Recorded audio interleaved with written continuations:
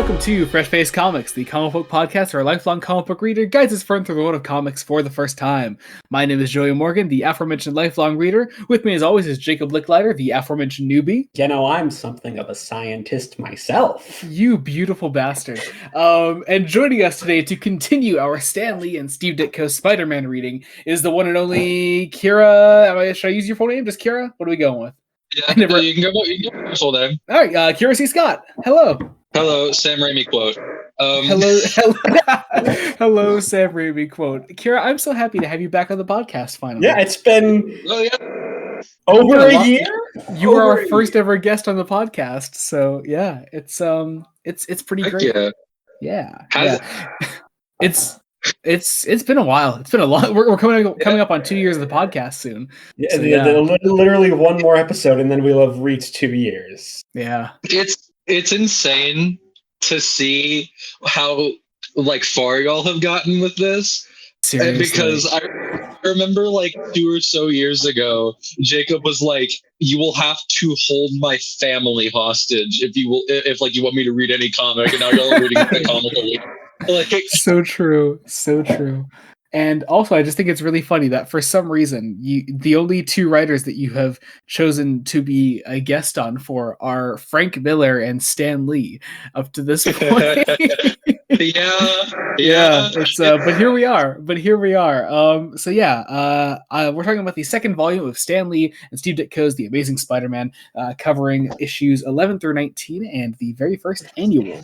If it can be called an annual. That's what's on the cover. On the cover. Yeah. All right, so Jacob, what is the second volume of Stan Lee and Steve Ditko's Spider-Man about? So, picture this. It's 1964, I think. Probably 64. Yeah, that's right. Yeah, and Stan has realized, well, shit, this Spider-Man book is taking off. And we haven't actually done any decent continuity from issue to issue outside of one returning villain and a couple of poorly defined characters. So this entire volume is a lot of groundwork being laid. Yeah. Actual characterization. Very important Spider-Man character gets a couple of big mentions here. Yeah. And whereas with volume 1, you got the origin of the character, but outside of that, I feel like the only thing you're really laying the groundwork of with Spider-Man, and it's a pretty big part of Spider-Man, is his iconic Rogues Gallery.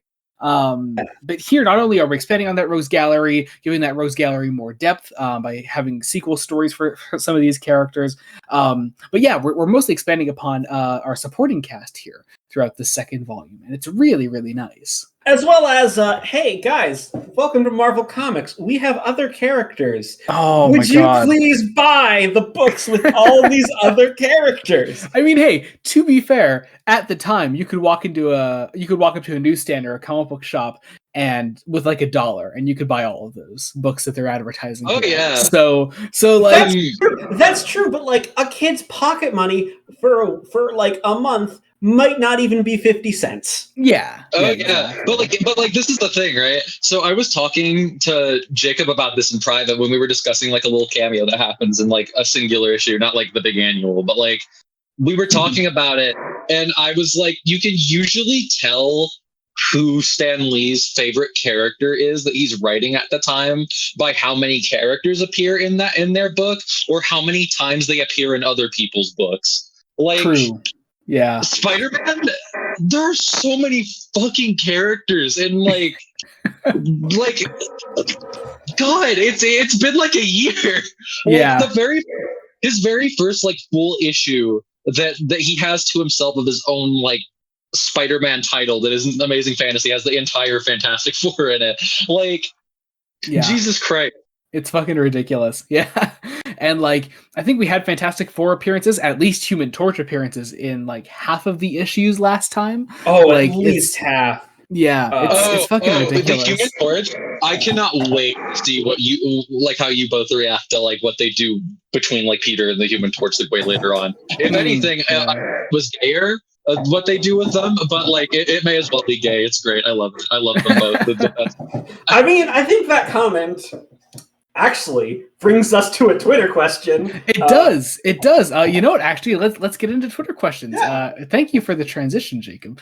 Our first Twitter question comes from Kian at Kian the Quark. Says, "Is there any homoerotic tension between Spider-Man and the Human Torch this time?" Yeah, actually, there kind of is. Always, every day, every time they meet each other, it's so fucking gay. Here's the thing. It wasn't there in Volume 1, but by Volume 2, by the end of it, there's especially towards the end. Yeah. And you know Stan Lee does not realize he's doing it. Yeah. I desperately hope that y'all eventually cover the Clone Saga, because there is an entire issue dedicated to both of them as gay. You will be the second person ever to request that from us. That perfectly transitions us into another question we got, not our Twitter questions, but from Discord, our friend Andrew, famed Clone Saga guest himself. He will be on every Clone Saga episode guest. Says, I personally feel the Doc Ock story from the start of this volume stands out. It's what I think of when I think of very early Spider-Man. What did you both think of it? Well, obviously, we'll get into full thoughts with our spoiler discussion, but Jacob, actually, any non-spoilery thoughts on those first two issues? It's fitting for the first, 2-issue story. It feels like it kind of deserves the 2 issues. There's still, way too much dialogue because it's a Stan Lee 60s Spider-Man comic. Yeah. But no, that was a real highlight. And it had some interesting things. It's so funny because I was rereading our next issue, our next volume for the next episode, which I'm very much enjoying, and I can't wait to reveal at the end of this episode. But there's an introduction by the writer of said volume at the start of it, and they're criticizing their own work. They're like, "Oh man, we're so wordy in these early issues." I'm like, dude, I just came off of reading 20 issues of Stan Lee and Stephen Ditko's Spider-Man. You do not know the meaning of the word wordy. It's just really funny.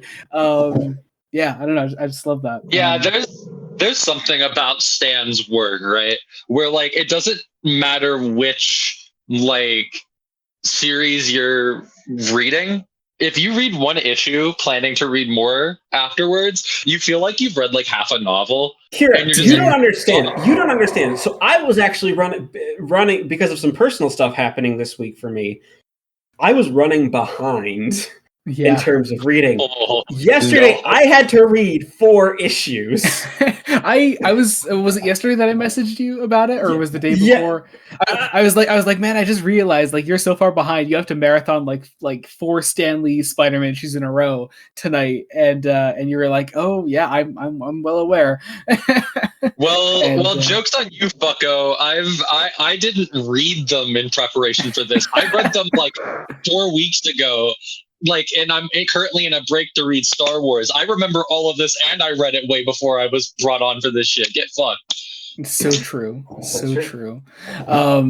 Let's see. Back to our Twitter questions. Let's see. Let's go from our friend Rules Panda at Joey Can Read This, my favorite Twitter user ever. Says, I have not to say. I'm just happy to be here. Hello. He. Thank you. Thank you very much, at Joey Can Read This. He also tweeted at us, can he swing from a thread, take a look overhead, hey there goes that Spider-Man. I can't help but agree. Yeah. Yes. 90s theme song better. I'm Brian Corrigan. Don't tell him I said that. He'll never listen to this, so don't tell him. Yeah, he's not gonna know. We're good. We're safe. Our friend Jamie at Jamie_season7 says, why aren't more annuals just extended ads for comics? Oh man, that is the question. I feel like because more other writers, even when they know they're just writing an annual to sell books, I feel like most writers have more integrity than Stan Lee. Unless, of course, it's a DC annual from the early 90s and they're doing one of those annual events. Because those annual events are basically just extended ads for other comics. You cannot escape the 0 hour. Or Bloodlines. Bloodlines is iconic for completely irrelevant to this conversation reasons. Yes. Yeah.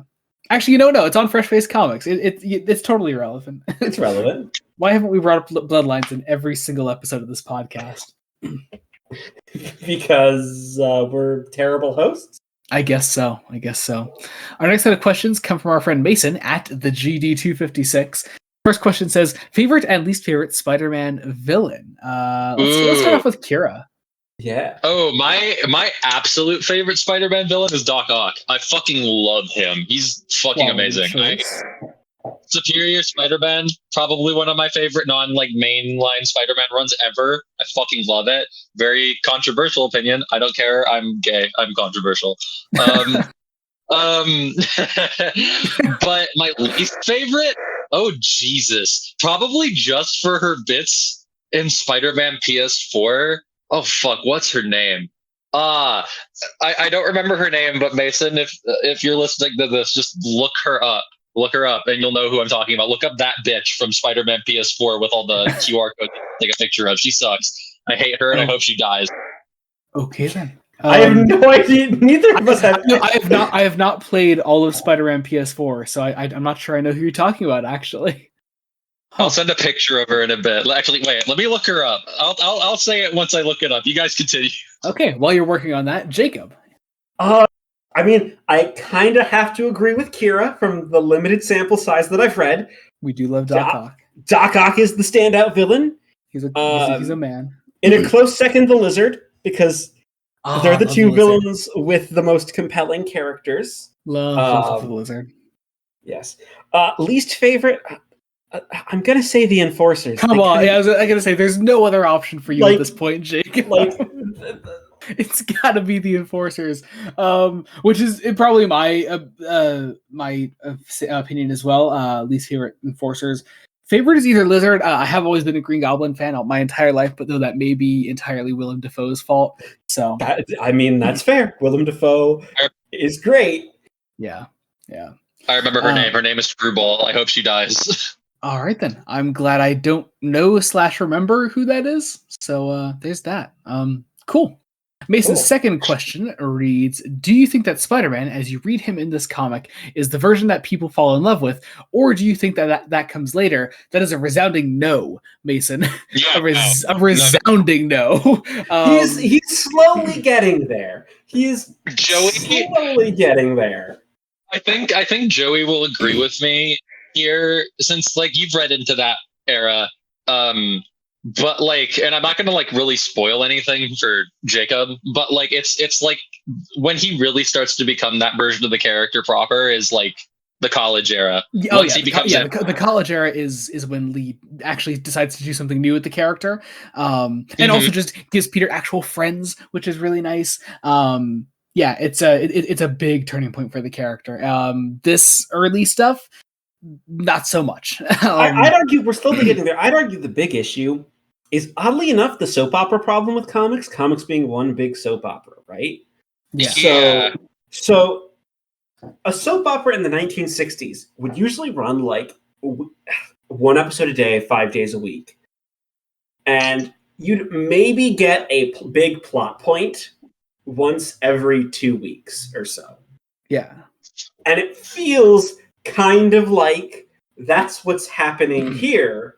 Yeah. But instead of once every 2 weeks, it's once every 3 to 4 issues. So 3 to 4 months. Which is... So part of the reason why I personally feel like that's the case where the college eras where things tend to get where the modern version of Spider-Man that everybody knows of is takes form is there are two reasons. One, at least later on, from my own personal experience, Stan stops writing a full-length novella every time he writes a comic.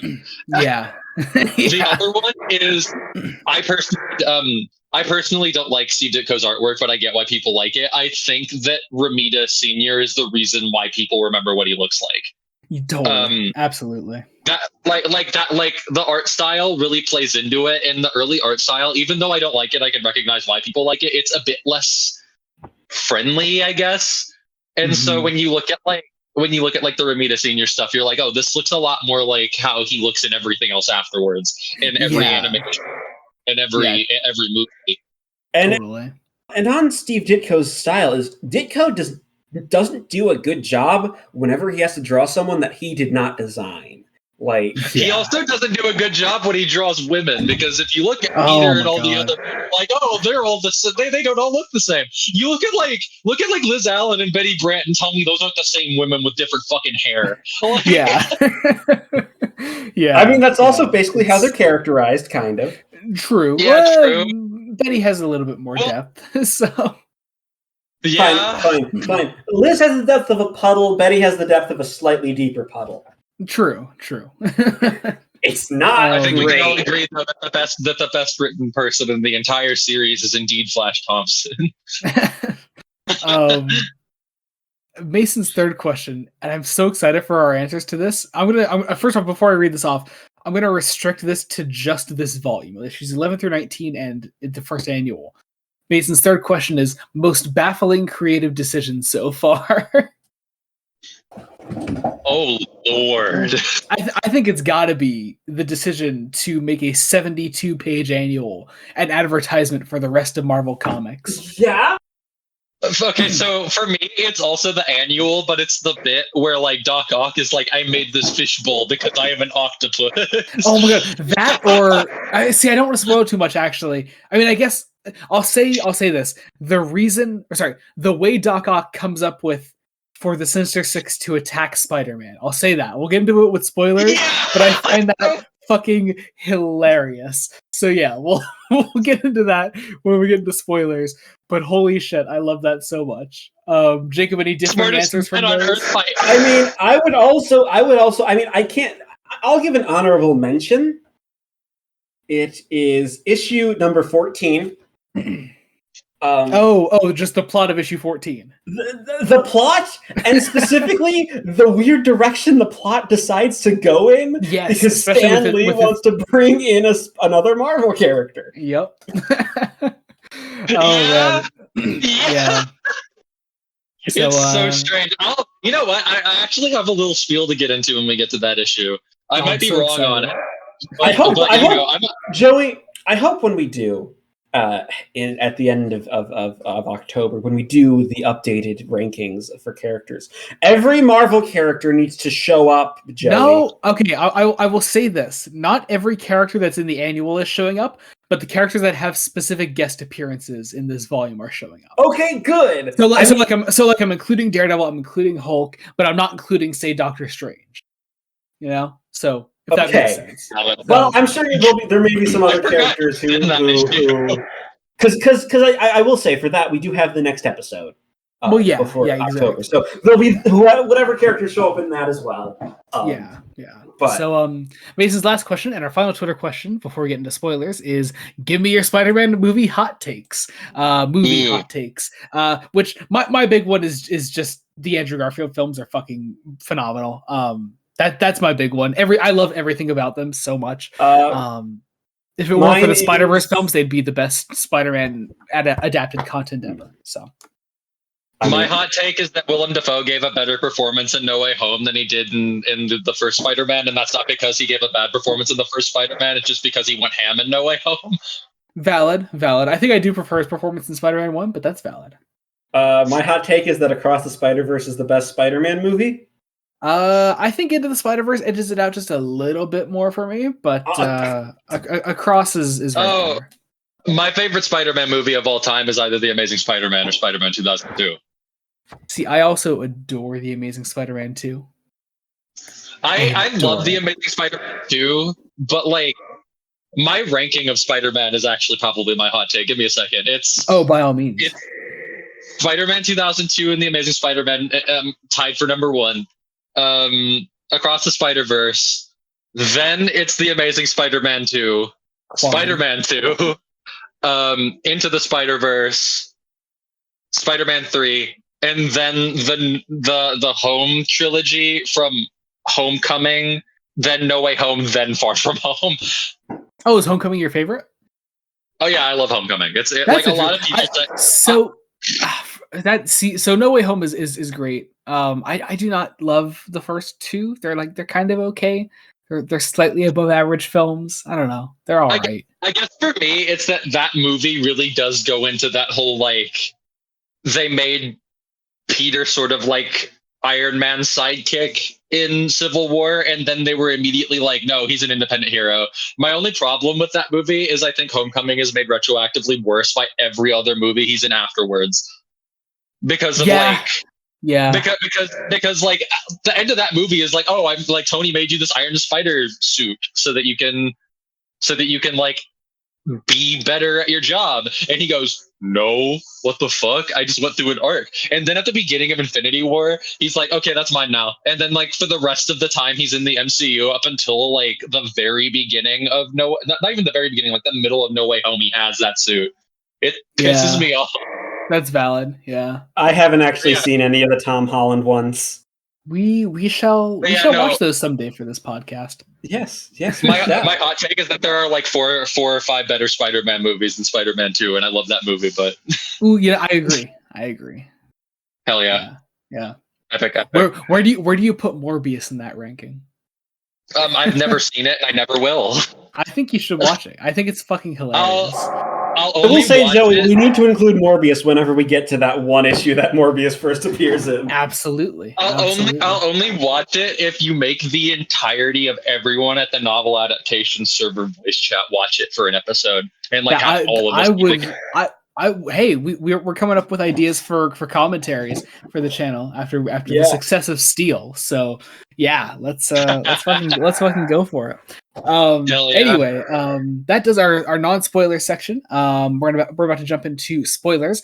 As always, if you don't want to listen to spoilers or whatever, that's fine. But also, if you want to find out what next episode is, be sure to just jump to the end of the episode, find out what our next episode is. I'm very excited about it.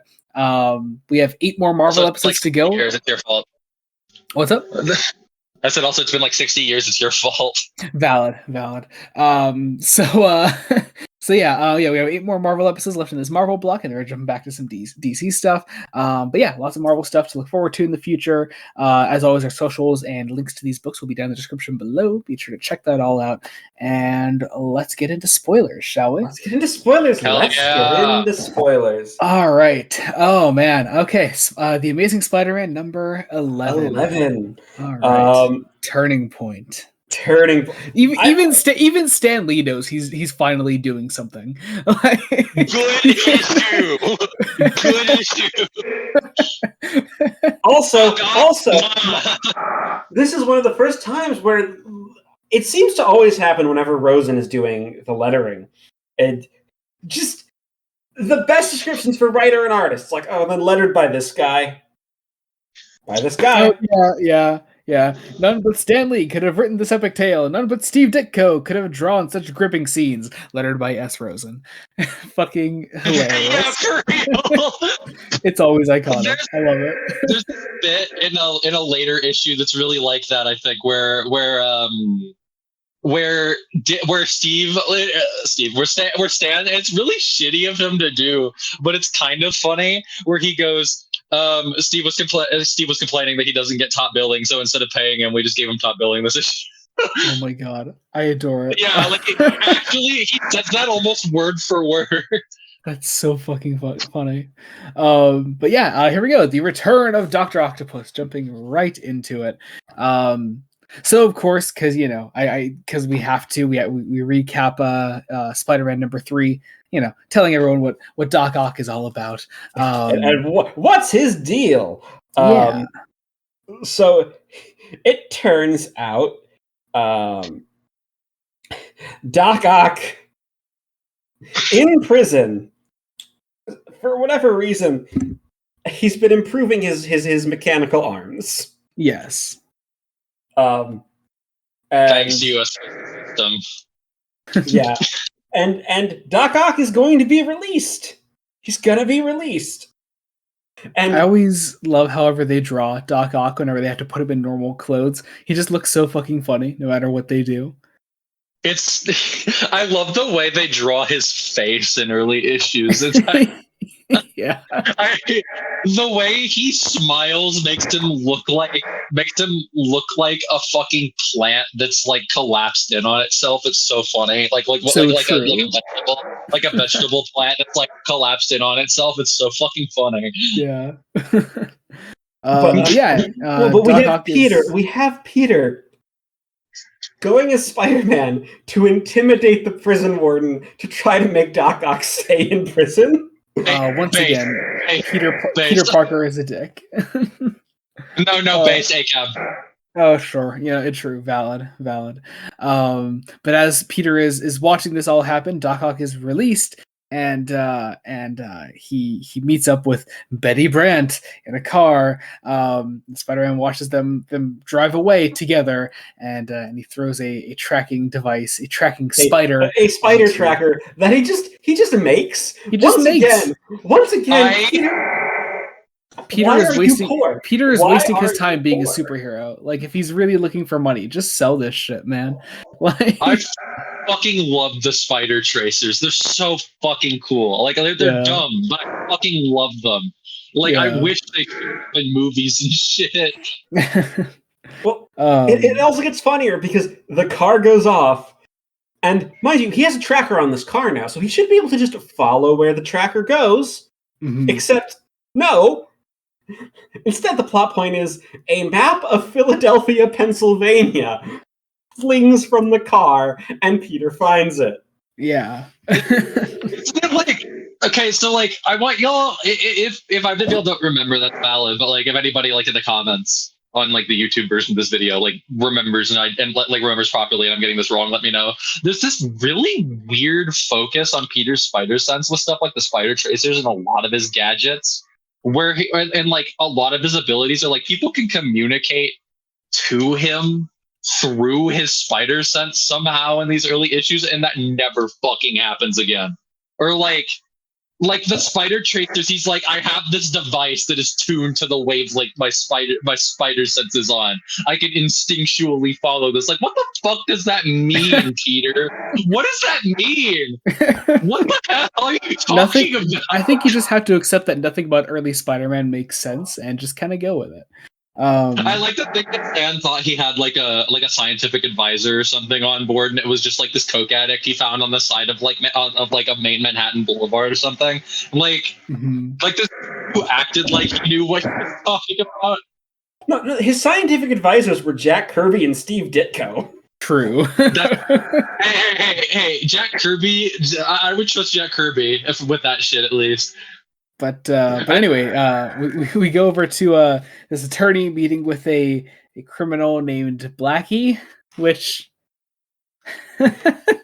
look, I mean, the character isn't black, so there's that, I guess. He's just called Blackie for some reason. He's just called Blackie, which it's such a bullshit name. Oh my god! But the attorney that's meeting with Blackie is none other than Betty Brant's brother, Bennett Brant. Yes, which fucking I love the alliteration. All good comic book characters have to have alliteration in their names. Do y'all know why that's the case? Actually.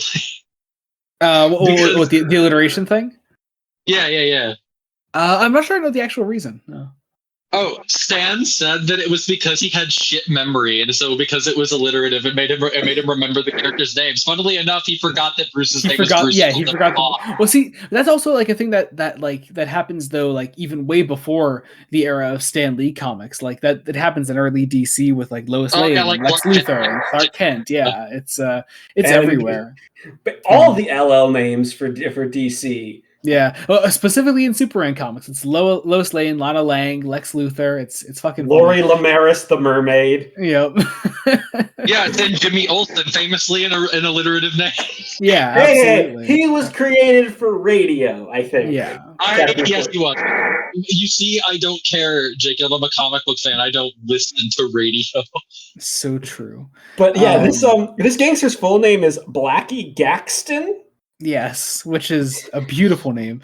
But yeah, so Doc Ock is forcing Betty and her brother to work with Blackie, and he bitch slaps Bennett Brant in a hilarious panel. Yes, it's so funny. And then I'm convinced for this one panel of Betty and Bennett, what happened is Steve Ditko saw the ending of Casablanca.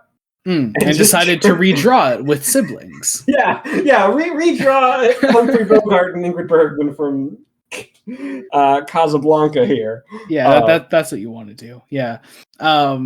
But yeah, so anyway, yeah, so this is all happening. Meanwhile, Peter is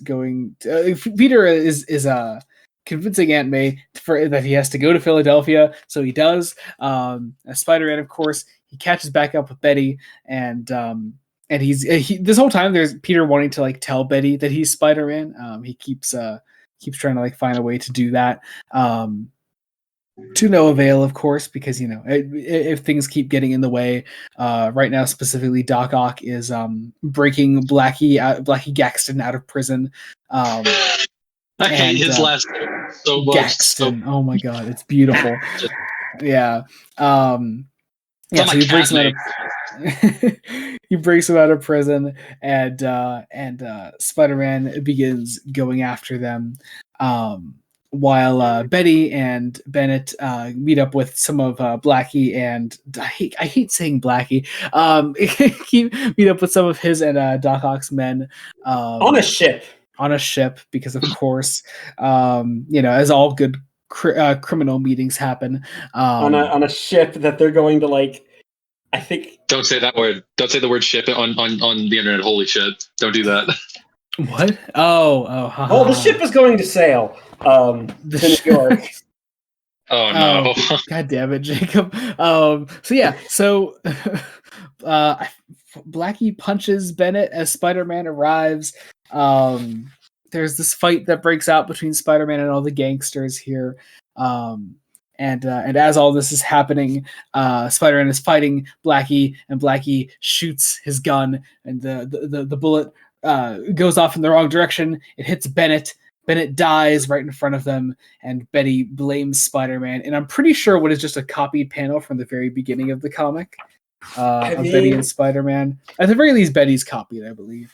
It definitely is.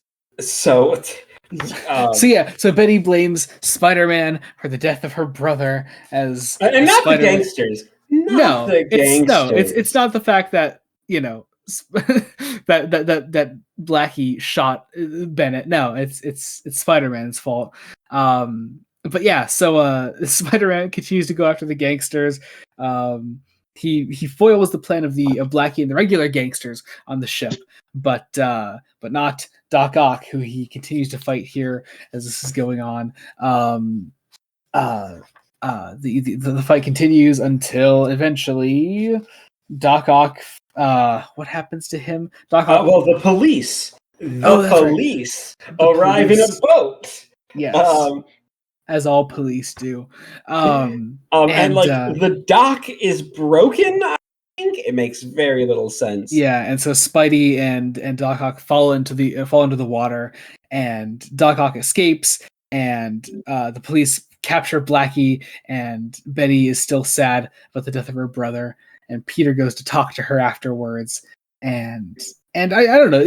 Stanley actually writes some decent character drama between the two of them at the end. It's because Stanley has got his start in romance comics. Yeah, there is a reason it really is one of the best scenes in the series up to this point. Hello, I'm back. Hello, welcome back. But yeah, so I love the final panel also that Ditko draws here of the big this translucent Spider-Man above Peter as he's walking into the night. And it's lovely. I will say, it's one thing that's been kind of a shame about all of this is just how few larger panels there actually are. Yeah. It made choosing panels for the release of episode 51 really, really difficult. Because there's you can't you get the big splash page right at the start. On the first page, that's about the only big page you get in the issue, and it kind of sucks, but whatever. It's interesting though because this is a two-parter, issues 11 and 12, and you don't really need it doesn't really need to continue. I guess Doc Ock doesn't need to come back. He falls off the boat and he gets away, but it continues into 12, and it's actually kind of better for it. Which I just find really interesting. Well, it makes it feel like there's actual continuity. Yeah. Because Doc Ock's still on the loose, so we still have to go after him. But yeah, and actually, also, it's nice that our letter actually gets a little little thing here in the credits.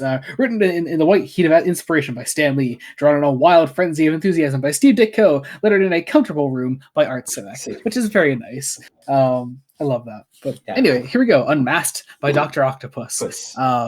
Yeah, so Dr. Octopus escapes from Spider-Man, continuing on from the last issue.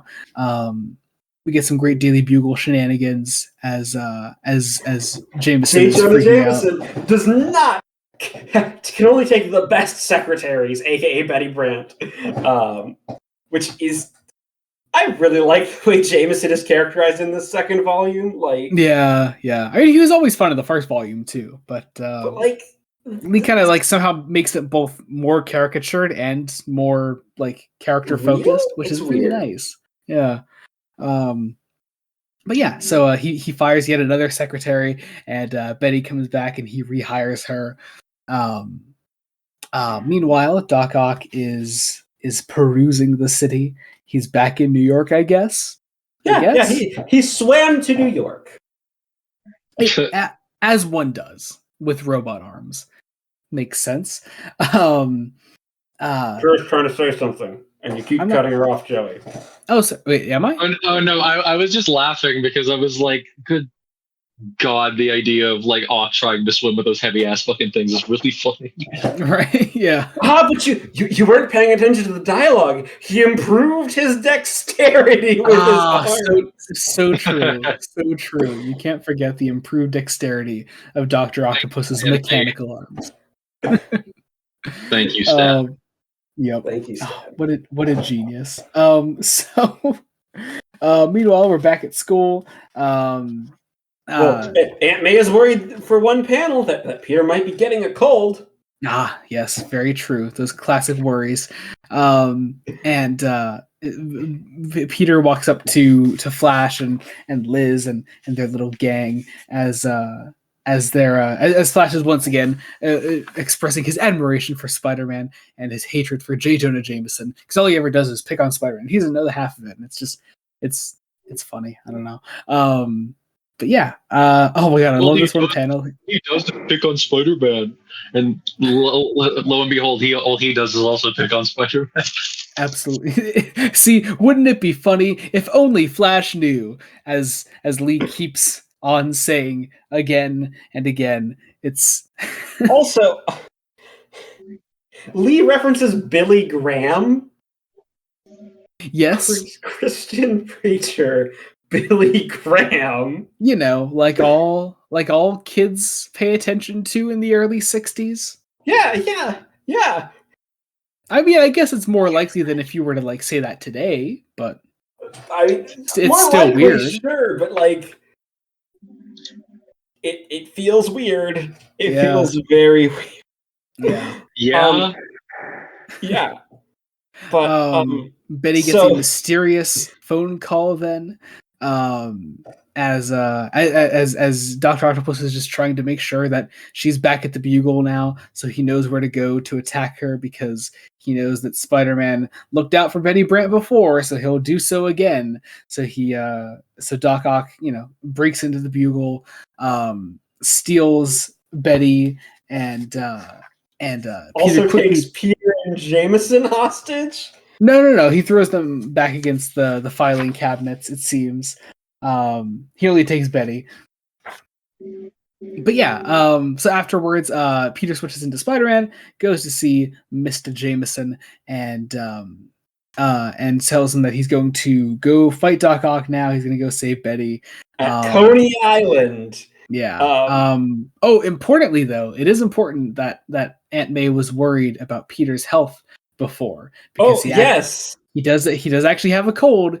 He begins feeling weak on his way to Coney Island, and as he goes to fight Doc Ock, he is easily bested because he has a cold, like all superheroes falter when they have. Literally uses his powers.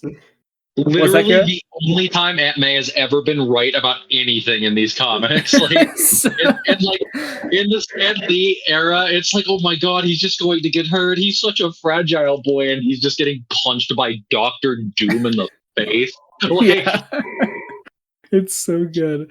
But yeah, he is easily bested by Doc Ock, and he gets his mask taken off in front of everyone. Which, okay, I both love and kind of despise the way that Lee writes around this, because the explanation for why being unmasked directly in front of everybody and it's still Peter Parker under there is everyone just assumes, oh well, Peter was just trying to protect Spider-Man and Betty, so he came here dressed as Spider-Man himself. I mean, Doc Ock even says it's that weakling brat, Peter Parker. Right? Like, Can I be real? Yeah.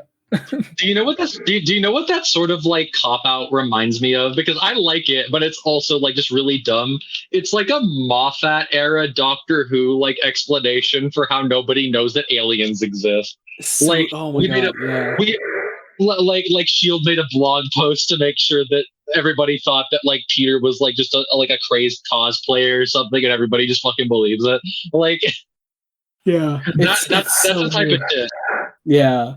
But yeah, Doc Ock escapes then, because I guess the police there can't stop him apparently. Well, he's got 4 metal arms, Jody. Yeah, that's true. It does give him an unfair advantage. But I'm starting to feel it again. That feeling I had last episode, just describing these plots out loud. But yeah, so Peter is then taken taken home, where a doctor is there to look after him, and now he's feeling better after he has a vision of Spider-Man talking to him. It's such a funny scene. But Peter then jumps out of bed. He's feeling better. His sparkling dialogue of "Whoopee! I feel like $1,000,000 again. I've got the old spider strength back. The old zingaroo." Oh my god! Jesus Christ! I want to hear bleed. I want to hear Tobey Maguire say that exact dialogue. No, I want to hear Andrew Garfield say it because I think that'd be funny. Oh my god! But yeah. So Peter goes back to school, and this makes Liz just want to fuck him. Yeah, like madly. She is so fucking Liz is horny, and she remains horny for the rest of this volume. Yeah. I mean, she was already like warming up to Peter already at the end of the last volume, but we're here now, and like she has completely forgotten who Flash Thompson is. Yeah, it's great. So I love let's a love see. triangle. Yeah, that was done better. It's called a love triangle in this case because Peter and Flash are also in love. No. Love square. Love square. Oh, Spider-Man. No. Oh wait, shit. Pentagon. Love Pentagon. Because it's also Betty. Betty. See, after this two-parter, Lee is already like clearly less interested in making Betty part of these plots. Yeah, but Betty has to be jealous of Liz for like 3 issues. Yeah. Oh, can I say something too? Like, it's really like I feel like either in an earlier issue, I might just be getting issues mixed up, or like a couple of issues later, Flash attempts to do the exact same fucking thing that Peter claims to have done, like where he dresses up as Spider-Man and tries to do shit. Are you thinking of the Doc Ock issue from last volume? I think so. And that was a Doctor Doom issue from last volume. Sorry, I meant Doctor Doom. You know what I meant. Fucking Flash dresses up as Spider-Man there too. And doesn't he almost get his shit kicked in? Like he does get his shit kicked in. Yeah. And then Liz is like, "You're an idiot." And then Peter gets his shit kicked in, and she's like, "Oh my god, you're amazing." And I get that Flash is an idiot, but like Peter's an asshole. Like he's always an asshole. They're both assholes. They both suck. Or is Liz also just an idiot? Yes. No, Liz is also an asshole. True. Liz is the rare combination of. Liz is the rare combination of the two. She's an idiot and an asshole. It's like, and you see, that's why Peter is in love with Johnny Storm, because he's also like a combination. He's hexagon. I said pentagon. I forgot about Johnny. It's the love hexagon. Yeah, literally. You see that That's what I'm getting at, right? So like Johnny is also an idiot, but he's also an asshole, and he also looks almost exactly like Flash, but with slightly lighter hair. So yeah, it's This is why I missed having you on the podcast, Kira. I love this. only I can give the sort of Tumblr, Twitter, gay, dumbass experience that everybody watching this so craves. So true. Anyway, so Doc Ock frees some animals from the zoo as his next big scheme. Like Genius. what? Like fucking what? And so Spider-Man springs into action to stop these animals from going on a rampage. A lion, a bear, and a gorilla? Yeah, it was right there. You could have had it. It could have been a tiger. And someone could have said, "Oh my!" Nobody. Okay, whatever. Fuck it. Anyway, There isn't a tiger. There isn't a tiger. I know, but I'm saying you could have had a tiger in there, and it could have been. Yeah, we could have had lions and tigers and bears. Exactly. Fucking. Anyway. Okay.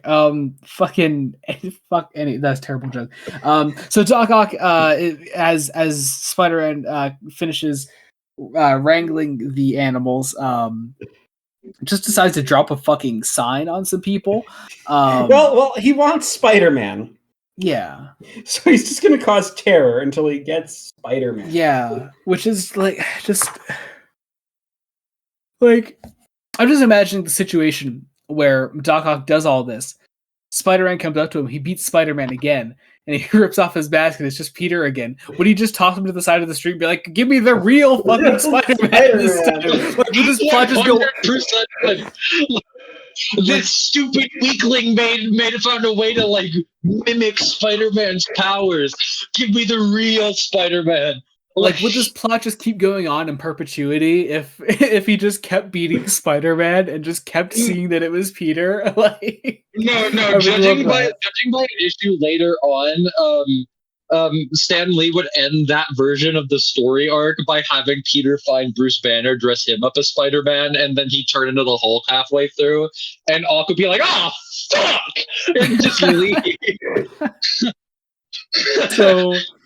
Oh my god. Okay, so Spidey and Doc Ock fight. Doc Ock is eventually defeated, and that's by some heavy machinery and a museum. A museum that gets caught on fire. Oh yeah. It collapses on him, doesn't it? Yeah, Jesus we just burned down a museum. Like, well, he's dead. I don't care. Goodbye. Yeah, he just fucking fucks off out of there, and then just kind of hopes the police will find him later, or maybe he doesn't because this is asshole Peter Parker still. So the police capture Doc Ock. Liz hits on Peter some more, and that's the end of the issue. Well, also, Peter gets some money from Jameson for some pictures because he had an automatic filter on, and you know, it makes no sense. It's funny because like I love these two issues, but they're fucking stupid. They're so dumb. That's the thing. That's the thing with loving like any early Lee and Ditko Spider-Man story, where it's just like, yeah, I kind of love it, but it's fucking stupid. Like you can't deny it. Yeah, it's great. It's genuinely great. I think fucking stupid perfectly describes the next villain we're going to meet. Yes, this is the Amazing Spider-Man number 13.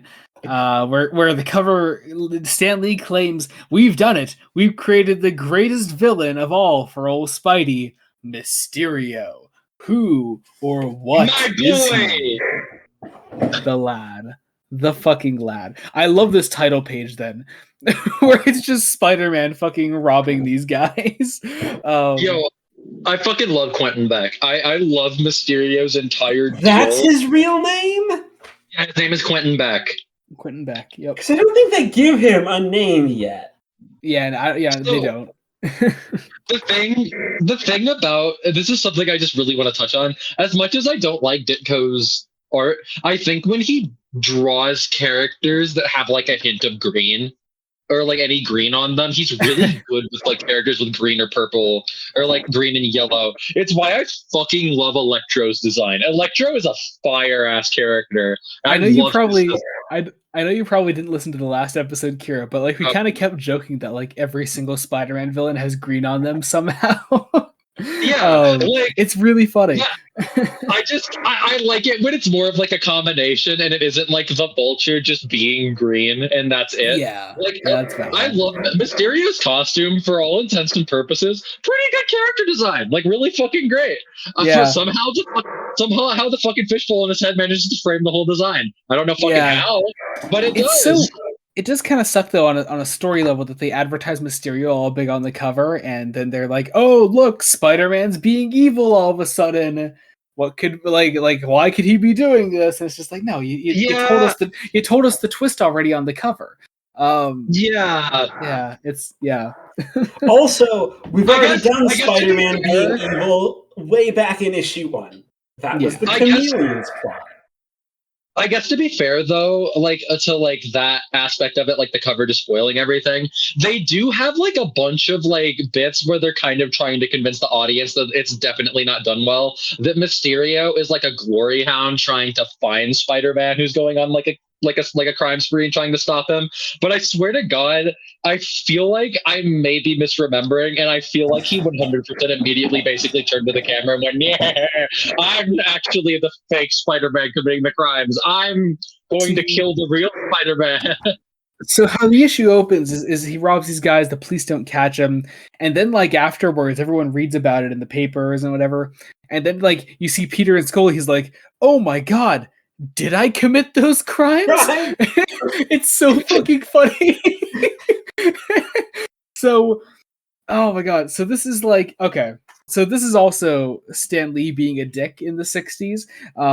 Because the cover also promises, you know, what's the ever see a comic mag superhero take his troubles to a psychiatrist? Did you see what a fucking freak Spider-Man is? He went to go seek professional help. What a fucking lunatic, am I right? Like it's why really he likes fucking Bruce stupid. Banner so much, because he would never have Bruce Banner actually fix his fucking problems by going to therapy. He would just rather him be like, "No, Rick, we have to hide in this cave that I found." So true. So true. But yeah, like it's really weird. The early parts of this issue especially just are really rough for me. Also, the psychiatrist stuff is over in less than a page. Yeah, but they wanted it's something they could advertise on the cover, so it's literally just 4 whole panels. Yeah, and that's it. It's really weird because like obviously it's not the most progressive like era of comics in the world, but Stan kind of made comics a bit more, you know, a bit less shitty. But then he's just like, haha, mental health problems, isn't that right? Like it's so fucked up. It's so fucked up. Like Peter's like, "Oh my God, did I commit these crimes? Have I gone fucking crazy? Has like all the shit I've been through, has it just been like too much for me?" And it just like, isn't that fucking freaky, audience? Isn't that fucking wacky? Look at this freak ass little bitch here. Look at him. Going to therapy and everything. Look at him. Loser. It's miserable. But, so meanwhile, the pinnacle of masculinity, Flash Thompson goes to therapy every week like a Chad. Like, oh my God. So true. Yeah. But then we get some more Peter being a dick to Betty, because of course. But then Peter as Spider-Man is like, everybody hates me. Yeah, so once again he's contemplating, you know, just giving it all up. It's like, all right, sure, it's for the millionth fucking time. Planning on giving it all up, huh? He's like he's like praying to Uncle Ben. He goes, "Uncle Ben, I found my 13th reason." Uncle Ben. Yo, but Liz Allen has a new haircut, you guys. Oh yeah. So it actually makes her look more like Betty, which is kind of funny. But yeah, Liz Allen has a new haircut, and Peter is oblivious. Well, no, I do love the dialogue though. he goes, nah, everything's great, Liz. If I get any better, I'll shoot myself. Like, Oh my god, he did find the 13th reason! Whoa! You literally did. It's so fucking funny. Yeah. Oh my god, it's such a funny scene. I remember I was like Oh, you're cutting out, Kira. Can y'all hear me? Yeah, Yes. okay, now you're good. Yeah. Okay. I remember like thinking about like how I knew that this was happening like ahead of time, like knowing that Joey had read it, but like forgetting that Jacob had read this like bit, like that he hadn't read it yet and he didn't know that this episode was happening. Like I knew it was happening. I read that issue like a month ago, and I was like, oh my god, I need to tell Jacob about this. Oh wait, did you? No, I did not. Okay. She showed restraint. I'm impressed. I'm very impressed. She only does that when she can gaslight me about future episodes. I will say also the 1 to 100 schedule that I sent you way back when, Kira, is now very out of date. So So things from this point on should be more of a mystery for you. So yes. Speaking of mystery, see how I did that? Wait. Jacob, the reason that I like to gaslight you is because it gives me power over people that trans people don't normally have. So true. I mean, I understand that. I just don't like it. Yeah. I mean, if I were in that position, I'd do the exact same thing. So you don't have to like it, boy. So anyway, so Mysterio just kind of like walks into the Daily Bugle. Yeah, but he's like he doesn't just walk in. He projects I got a bunch of smoke in because he's Mysterio. He's like, hello, friends. I am wearing a fishbowl and I have bought a fog machine. Here is a letter. Goodbye. Printed in the Bugle. I could just tell you the contents of the letter in dialogue. Heavens knows it's a very small letter. Here, I could read it in like 10 seconds. Print a notice in the Daily Bugle saying if Spider-Man wants to learn the truth about himself, he should meet Mysterio atop the Brooklyn Bridge. Could he not just say that? He spent more time talking about the fact that he's here than he did actually saying anything about what he wants. He's here and that he has to go now. Yeah, so topic of the main plot, but like speaking of like that shitty ass fog, I always thought that the fog that he had was like made out of something. Like in Stan's mind, he wrote down like the ingredients just so he could like expound upon it, but then it was like it was like cut from the comic or something, like right when he was like writing it, and he just decided it was made like the fog was made out of like chemicals and stuff that would have been like discovered to have caused cancer 20 years later or some shit like that. Like how in early DC comics it's like, I am asbestos man, I lined my suits with asbestos. Oh my god. That's an actual thing. I think that dude came back in modern Marvel comics and they were like, I have terminal cancer now. Fuck. That's fucking horrible. What?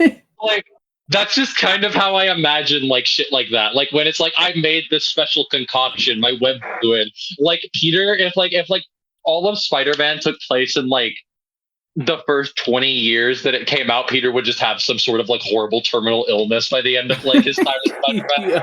Just messing with like horrible chemicals, putting them like in direct contact with the skin at all times. So back to the issue. Spider-Man gets thrown off the Brooklyn Bridge. Yep. Naturally. Like, mind you, this is the thing that will kill Gwen Stacy, I believe. Yeah, that happens. Spider-Man, after fighting some fog, he falls off the Brooklyn Bridge. He gets himself out of there by making a web helmet around his head. As you do. But the world thinks that Spider-Man is dead? Yep, and Mysterio is a hero for that. Yeah, because Spider-Man was robbing banks. Deserves a parade in a convertible? Yeah, naturally. Flash is still Team Spider-Man, which makes a lot of sense. Jameson is lauding himself as a close personal friend of Mysterio, and Mysterio is a real crime fighter. He's not afraid to meet people and to be interviewed, as that cowardly Spider-Man was.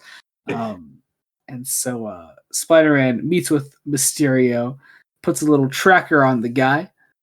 Peter meets with Mysterio, puts a tracker on the guy, which makes more sense when I say that out loud. Yes. And he goes to see Betty, is a dick again to her. He leaves. And Betty is just convinced he's going to be with Liz. Like, yeah, it's just it's miserable. God damn it.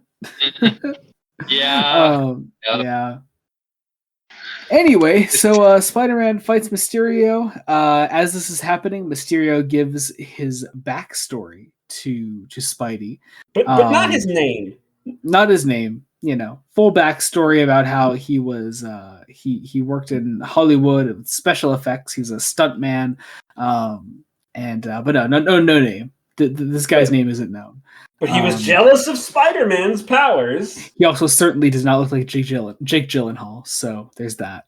Right, Jake Gyllenhaal plays him in that one movie that I haven't seen. And looks like Mo Howard. I hate it. But yeah, so then Mysterio tries to disappear, but Spider-Man breaks through the fog and is able to punch him this time because we're at the end of the issue, and that's literally the only reason. They then stumble onto a film set. They fight there around some space equipment. And eventually, Spider-Man is able to successfully punch the fishbowl in the fishbowl. And firemen carry him out of there. Yep. Mysterio is defeated. And he makes a full signed confession to the police that Spider-Man is innocent. Yep. So Jameson gets strung up by Spider-Man's webs. Yep, because Jameson is ruined once again for seeming like a fool to the public, and Spider-Man threatens him again, as all good superheroes do. Flash knows it was right about everything. He always knew that Spidey was a good guy, and that's the end of the issue. And now, it's time for this crazy bullshit. Jesus Christ, is it time? Time. It's not the annual. This is Spider-Man number 14. Damn it! Okay, we're almost there. Oh my God. This is the other crazy bullshit. It's okay. To be fair, it's Stan Lee's Spider-Man, so it's all crazy bullshit. But go on your spiel. This is the first Green Goblin appearance, so by all means, okay. Kira. So my spiel has absolutely fucking nothing to do with Green Goblin at all. So.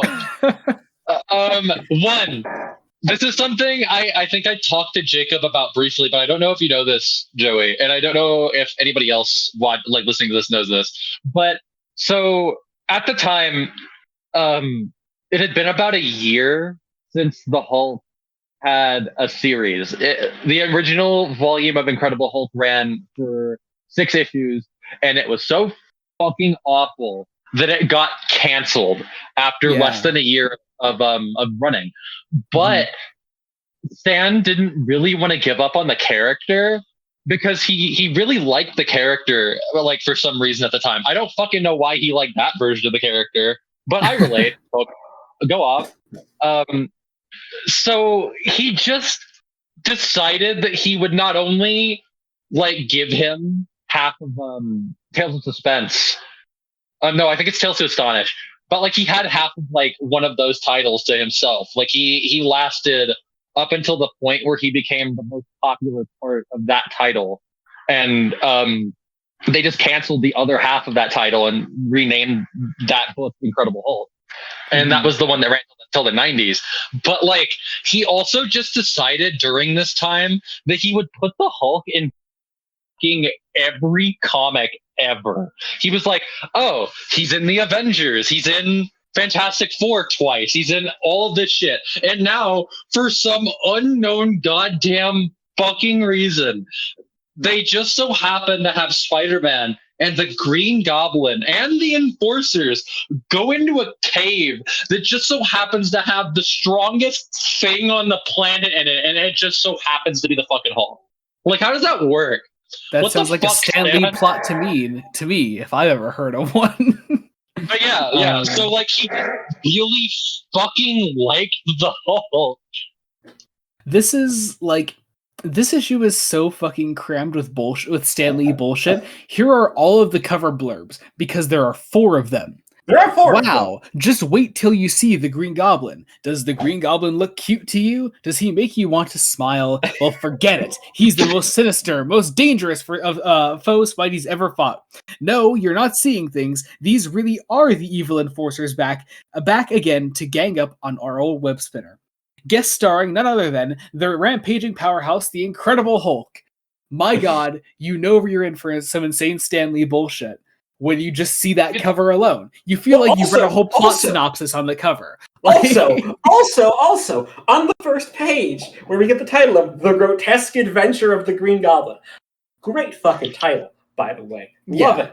But there are 1, 2, 3, 4 more boxes. Yeah. And then the credits. One of which is a note. Don't be impatient. The Hulk doesn't appear until later on in the story, but you'll be glad you waited. I will say I love the credits on this. Written by Stan Lee, the poor man's Shakespeare. Illustrated by Steve Ditko, the poor man's Da Vinci. Lettered by Art Simek, the poor man's Rich Man. Beautiful, beautiful shit. So let's begin. Okay. So this fucking issue, man. This is the first appearance of like one of the most iconic Spider-Man villains of all time. Mind you, and he looks fucking ridiculous on that stupid metal broom. I hate it. It's so dumb. It's so funny. Okay, so there are a couple of things. Norman Osborn doesn't exist yet. Yeah, he's not part of the book. No. But the Green Goblin's identity is a big secret. In a super secret science lab cave thing. Which, to be fair, is one thing that this issue does really well. It's Stan Lee actually like taking some initiative with a new character and like giving him writing like longevity into his existence in this comic, which is really nice and something that you haven't seen up to this point in the series. Do you know something fucking stupid? So like, part of the reason why his identity isn't like public, from what I know, is because like he and Stan, like Steve and Stan, did not agree on who they wanted the Goblin to be, right? Stan was like, it needs to be somebody that Spider-Man knows.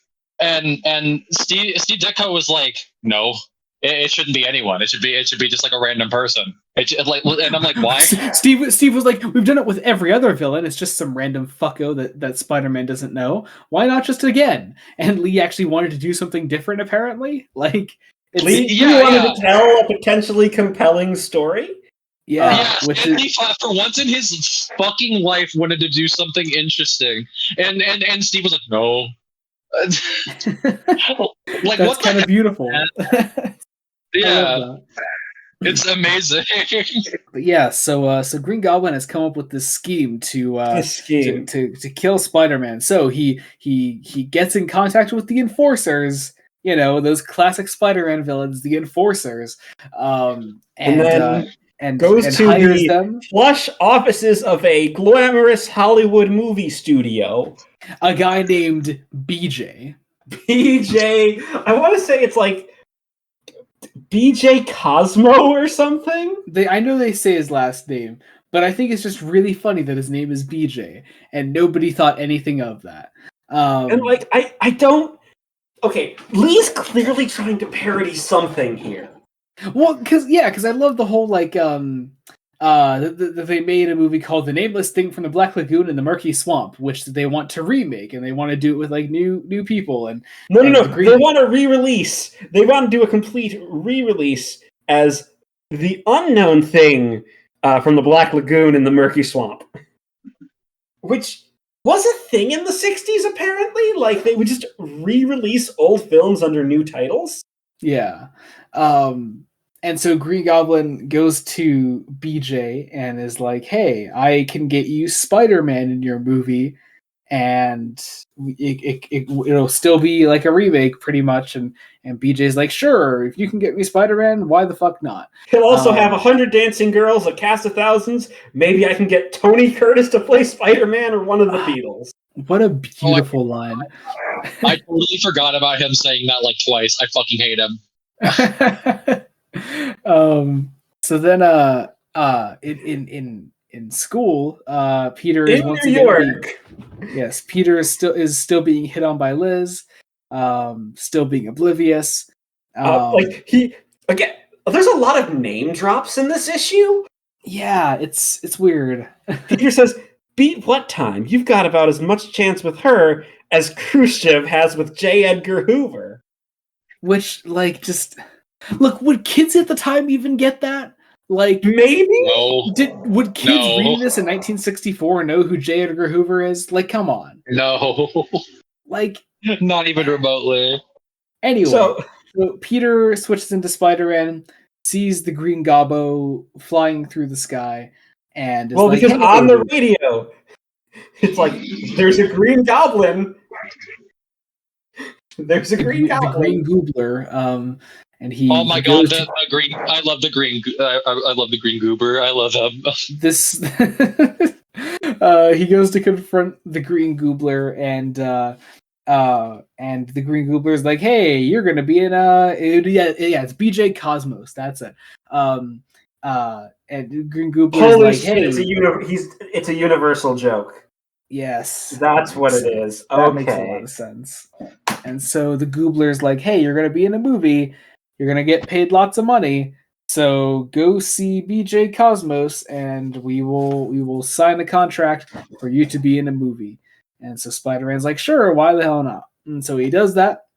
He then goes to the Daily Bugle, but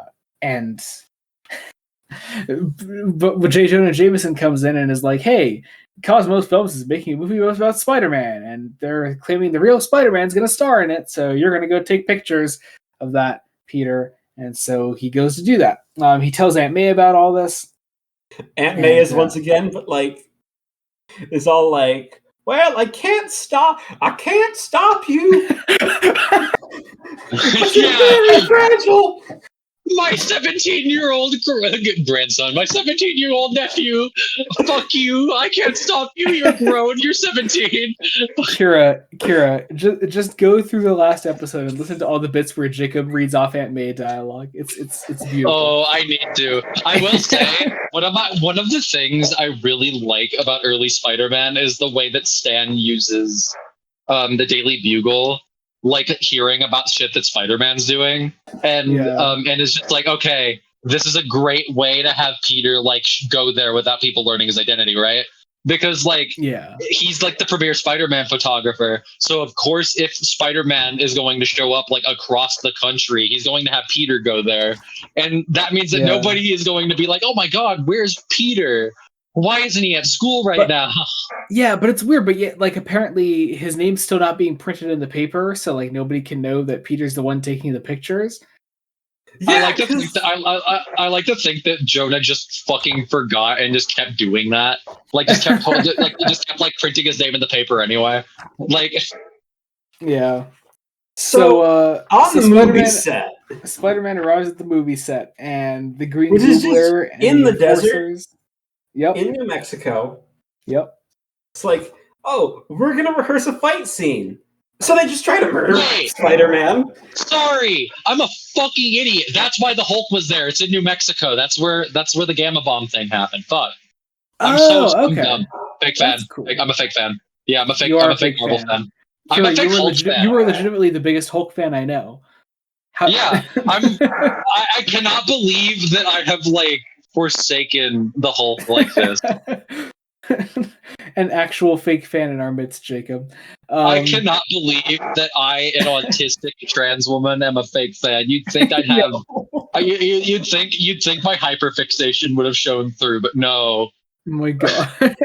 If I were a real fan, when it said New Mexico in the comic, I would have looked at it and went, "Whoa, that's that one place that isn't real that the Hulk was born at." Oh my god, New Mexico is like Walter White. It's Whoa, it's like, oh my god, isn't that place where Breaking Bad took place? Holy shit. Oh my god, it's that fake country that Vince Gilligan made up for Breaking Bad. Oh my god. Whoa, Aaron Paul, you sound way too much like actual American students who may not understand geography. Probably. Whoa, Aaron Paul, Mr. White. Whoa. Anyway, before we, Jacob, this is gonna be one of the longest episodes of the podcast. I am trying to rein this in just just a because of the little bit. tangents. I love it. It's You're so welcome. good. I'm a genius. Shit, where were we? Oh my god. Anyway, so yeah, so they're rehearsing a fight scene. The Goobler and the enforcers just try to fucking murder Spider-Man. Spider-Man, like, as they're trying to murder him, he's like, "Hey, wait a second, guys. We're rehearsing a fight scene. You're just trying to strangle me. What the fuck, guys?" Like, it's so funny. I will say, so funny. this is one of the first issues where Spider-Man's quips feel like Spider-Man quips. Which That's true. Yeah. is kind of fitting that it's also the first appearance of Spider-Man's most iconic villain. Mm-hmm. It's so funny that the Goblin is actually one of Spider-Man's like most iconic villains. I think mostly because he was the first villain of the first Spider-Man movie. Yeah, because I mean, wasn't he dead in comics for a very long time? Oh yeah, he was dead from the early 70s to like the mid 90s. He was dead from the night when Stacy died to the Clone Saga. Especially like the Norman Osborn version of the character that Raimi decided to use. Like he had not been seen for quite some time. It's really interesting. Like you can. I don't know. It's really interesting to see this issue because I fucking hate this issue. This is my least favorite issue of the entire. Oh, what? It's such a fun issue. Yeah. Come on. No. It's fucking awful. Kira, I get it. It makes me put the Hulk in the F tier of the Marvel of the heroes. That isn't why. Because listen, Jacob. I may have given you shit for it in DMs the other day, but if this was my first like experience with the Hulk like properly, I probably would have looked at the Hulk and been like, I am never consuming any media with him in it ever fucking again. So if anything, you're tame compared to what my reaction would have been. I fucking hate this issue. It's so fucking boring. I hate it. It's so funny. I don't know. I kind of love it. It's great. So it's like if a 12-year-old teenager wrote a shit post issue of Spider-Man. I hate it so goddamn much. As Spider-Man is realizing that he's a victim of attempted murder. We go back to New York for Stanley's just like, hey, what are all of Spider-Man's friends doing right now? Okay, I will actually defend this choice. I like this choice. It's nice, but I feel like, I don't know, it's more suited to being like, if it was like maybe like an 80s comic instead, it could be like one of those like George Perez Wonder Woman issues where he was like, okay, we followed Diana for a couple issues, let's see what everyone else is up to in a single issue. It's just kind of weird to do it right now. You mean do like a full issue that doesn't focus on Peter at all? Yeah, that'd be really interesting. Yeah, but I mean, Lee would never. Stanley would never at the time, like fucking never. I would love an entire issue written by Stan Lee, like an issue that became lost media, never released, like by Stan Lee, be released posthumously. That's just entirely from the perspective of Flash Thompson. See, I would almost prefer it if Stan Lee just wrote like a day in the life of Aunt May, like. Oh my god. And I hope you're taking your vitamin pills, Peter, dear. Narrated by Jacob Licklider. It's Aunt May saying like at the very beginning of the issue, like page 1, like Peter's just going, okay, Aunt May, I have to go to school now. Definitely not out doing Spider-Man stuff. Aunt May goes, be careful not to trip on your shoelaces and crack your skull open, dear. The moment he leaves, she has a fatal stroke, or like a near fatal stroke. And it just becomes like a soap opera about Aunt May in the hospital. Oh my god. I just want the dear listeners and viewers of this podcast to know that Jacob and I are recording another video after this podcast recording is over. It's going to be our worst video ever. I'm going to rein us back in. Peter gets stuck. Peter hides in a cave. So wait. So Aunt May's writing a letter. Liz and Flash are arguing. Betty's being like Betty is jealous of Hollywood starlets. Yeah. So anyway, now we're back in this cave that the enforcers and the Goobler have locked Spider-Man into. And The broomstick has a giant flashlight. yeah, That's of fire, and then suddenly the Hulk shows up. The Hulk shows up, and it is so fucking bizarre. Also, he speaks in very long dialogue bubbles for some reason. Yeah, so back then, right, the way they portrayed the Hulk was, I think, is like, I don't think he was as, no. Okay, so at this point in the run of, like, the Hulk's history, he was actually about as smart as Bruce Banner was, if I'm remembering properly. And so, weirdly, he has the intelligence of somebody of, like, Bruce Banner's caliber, but, like, the shit where he's like, me am big caveman boy doesn't come for a while. So, like, have you ever read Hulk Gray by Jeff Loeb? I have not. I need to. It does that great thing that Jeff Loeb is so good at, where he redoes the early days of the character, but with a more modern context. So it's the story as like the early issues of Hulk were written, but it's with a modern characterization of Hulk and Bruce Banner. So it's really, really fascinating. So like that's mostly my exposure with like the early days of the Hulk, if that makes sense. Yeah.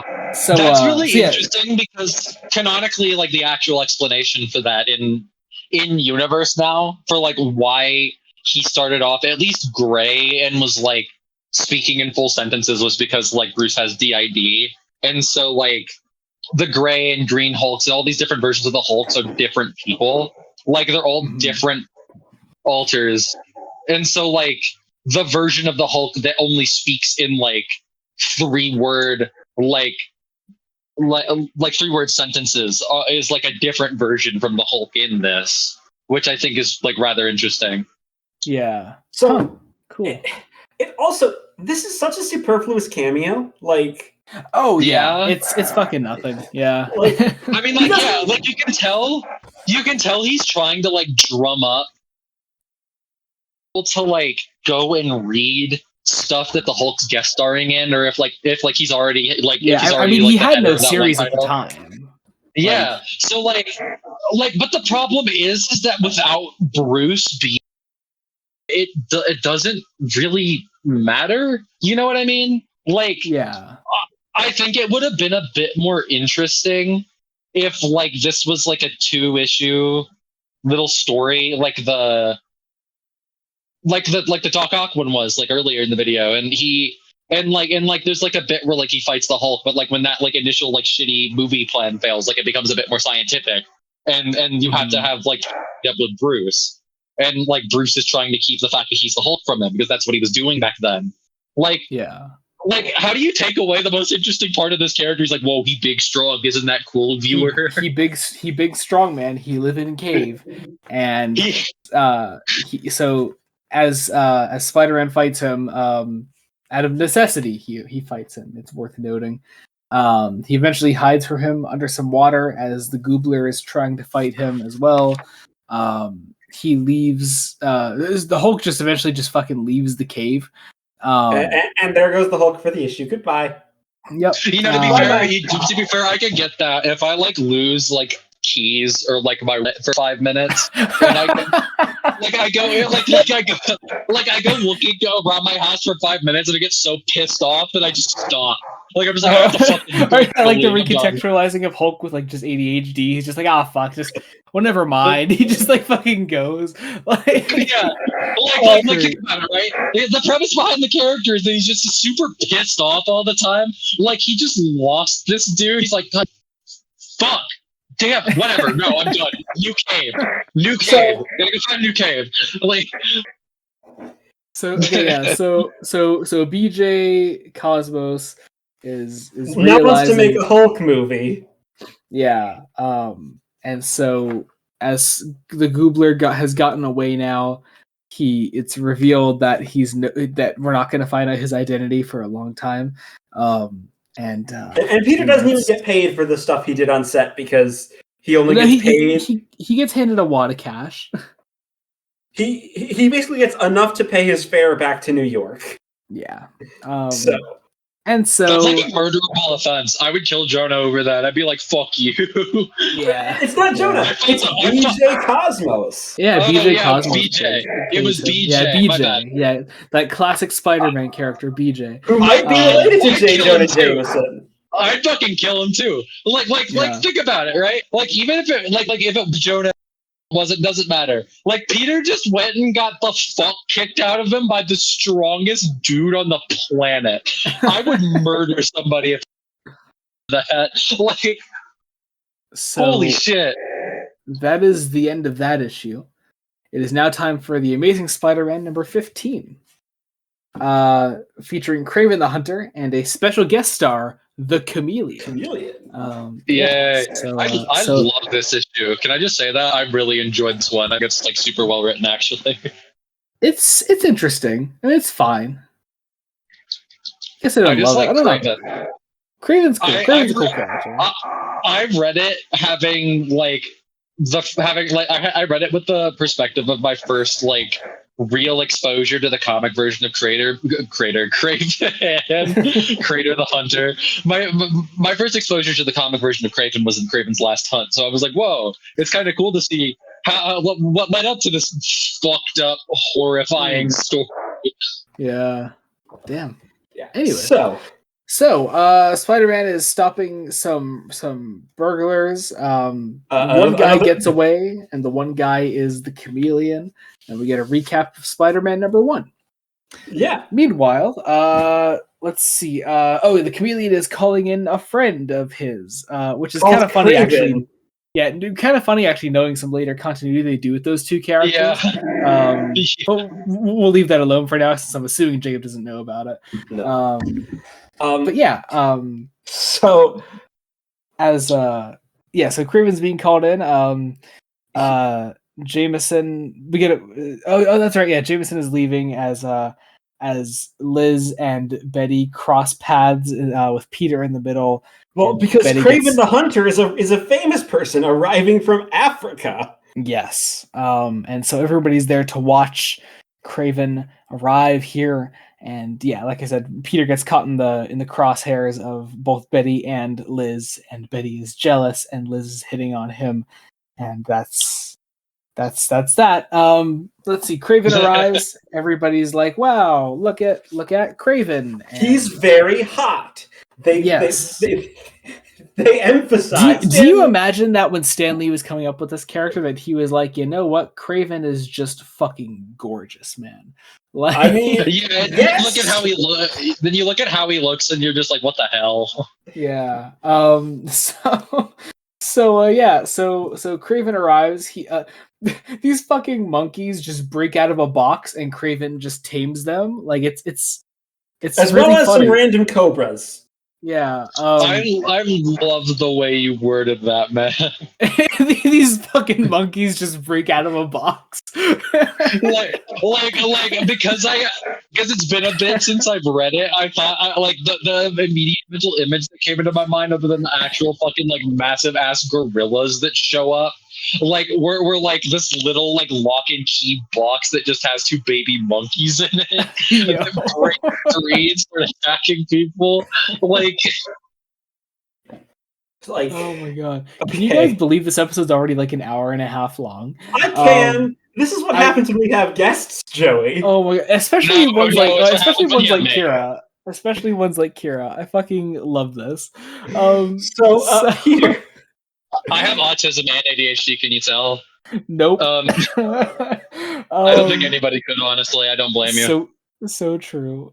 So Peter is more shenanigans. Oh, that's right. Liz calls him Petey, and Betty gets really jealous of the fact that she calls him Petey. And Jameson is like, throws his arms up, is like, "You didn't snap them? Tell me I'm hearing things. Tell me it's all a bad dream. Tell me it never happened."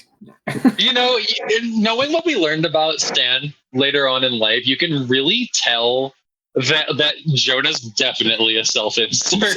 Jonah Jameson is a self-insert. He talks just like Stan did. It's so funny. I love it. but yeah, so Jameson goes to talk to Craven, and then Craven goes to meet with the chameleon. The chameleon. And Jacob, what do you think of the chameleon now that he's had 2 appearances? He certainly is a character. That he is. He's not the worst Spider-Man villain. No, he's fine, but he just kind of like sits in the background for the most part. But yeah, so here, there's this meeting between the 2 of them. Craven decides he's going to kill Spider-Man for the chameleon. He watches Spider-Man take on some thieves or criminals, whatever. And he watches the way that Spider-Man fights, which is actually kind of a cool, like, I don't know, fucking Bane-like moment. It's just awesome. It gives Craven some depth, nice depth. Yeah. Oh yeah, it's very different from the approach the rest of them like did, because it's like Doc Ock is just like, whoa, I have these metal arms now. Time to commit. Usually the Stan Lee process for creating a Spider-Man villain seems to be just, I have a gimmick and now I'm going to use that gimmick to kill Spider-Man. But this is more like there's sort of a gimmick to Craven, but like he's, you know, he actually has like a method when it comes to like taking on Spider-Man, and it's actually really cool. I guess the cool thing about it too is that like Craven is like the very first villain I feel like that like could not exist if Spider-Man hadn't been around for a couple of years by that point. Like him existing relies on the idea that people know who Spider-Man is in universe and he's famous. So like you know what I mean? Like the idea of this dude who's hunting this like guy who's like world renowned for being like one of the best combatants in the world. Like that could only exist at this point in time. I love that kind of writing. It's so great. He's actually utilizing. Thinking about that, I can't help but wonder if like maybe this was part of the inspiration for creating Bane in DC Comics. I mean, maybe.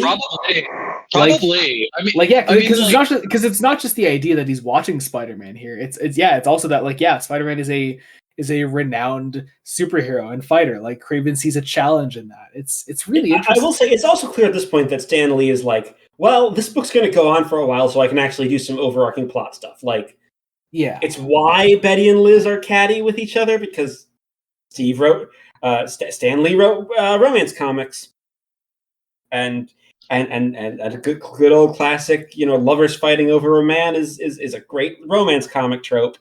Yeah.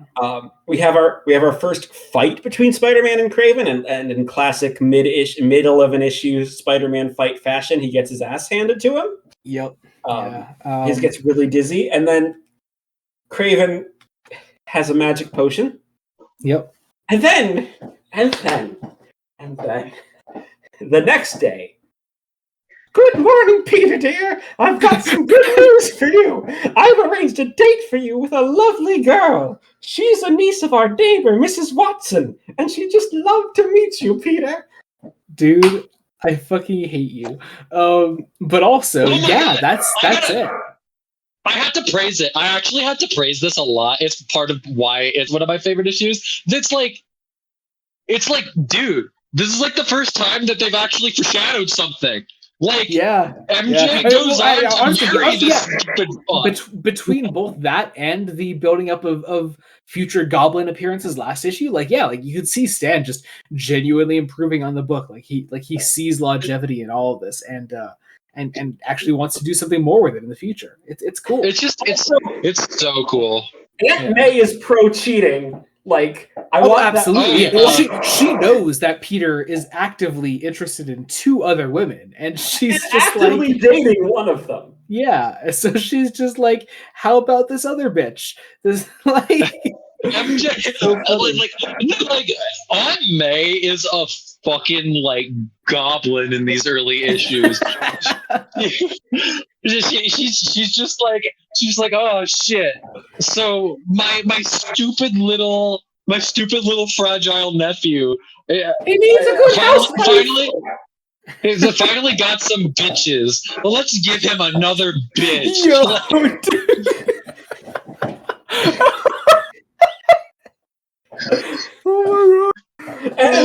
god! And I know we won't meet Mary Jane as a character for a good while. 20 to 30 more issues. Yeah, I it's fucking ridiculous. I desperately need like a picture of Rosemary Harris doing the no bitches meme now. Like, yes. Oh my god.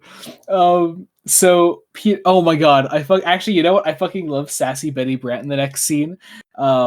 Peter walks up to her and Betty starts like fixing his tie, and there are these little like music notes around her speech bubble. Well, hello, Petey Weedy. Here, let me fix your little tizy wisey, Petey. She's like, just oh my god, it's so fucking funny. I genuinely love that scene.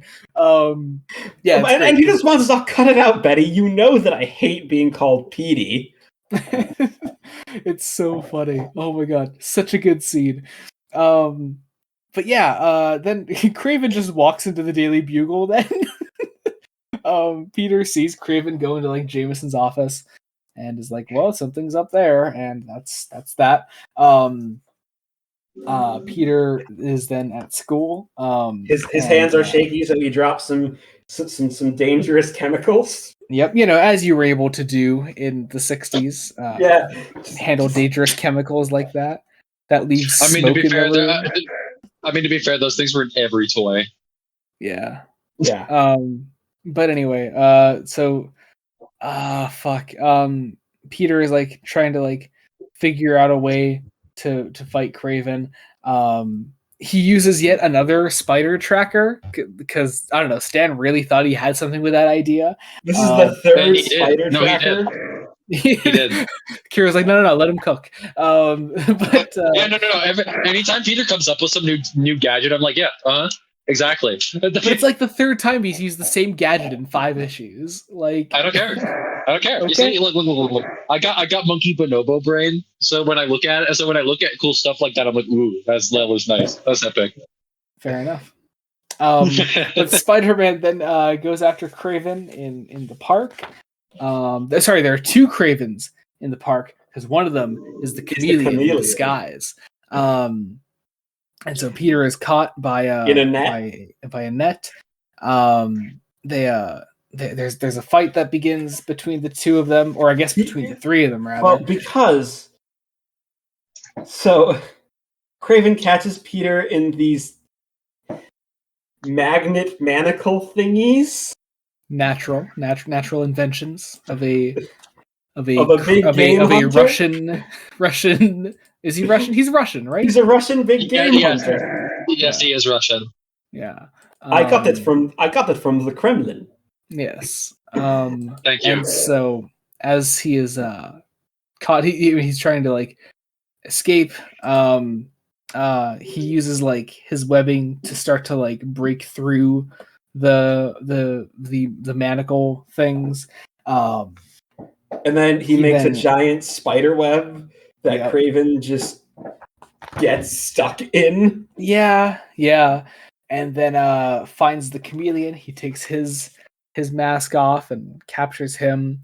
Then the real Craven and Spider-Man are fighting because Craven has been slowed down by the web from before. And yeah, Craven just gets caught in that.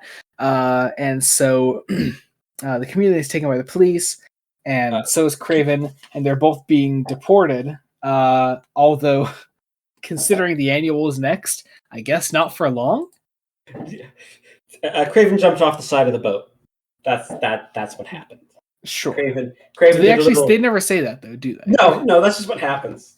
Yeah. Okay. All right. That makes sense. Oh yeah, I love this bit at the end of the issue when Peter's like, "Hey, Aunt May. So you don't hear Aunt May's like, here, call Mrs. Watson's niece," and so Peter like goes to call her, and sorry. Aunt May says that Mrs. Watson's niece has a headache, so Peter can't have his date with her tonight.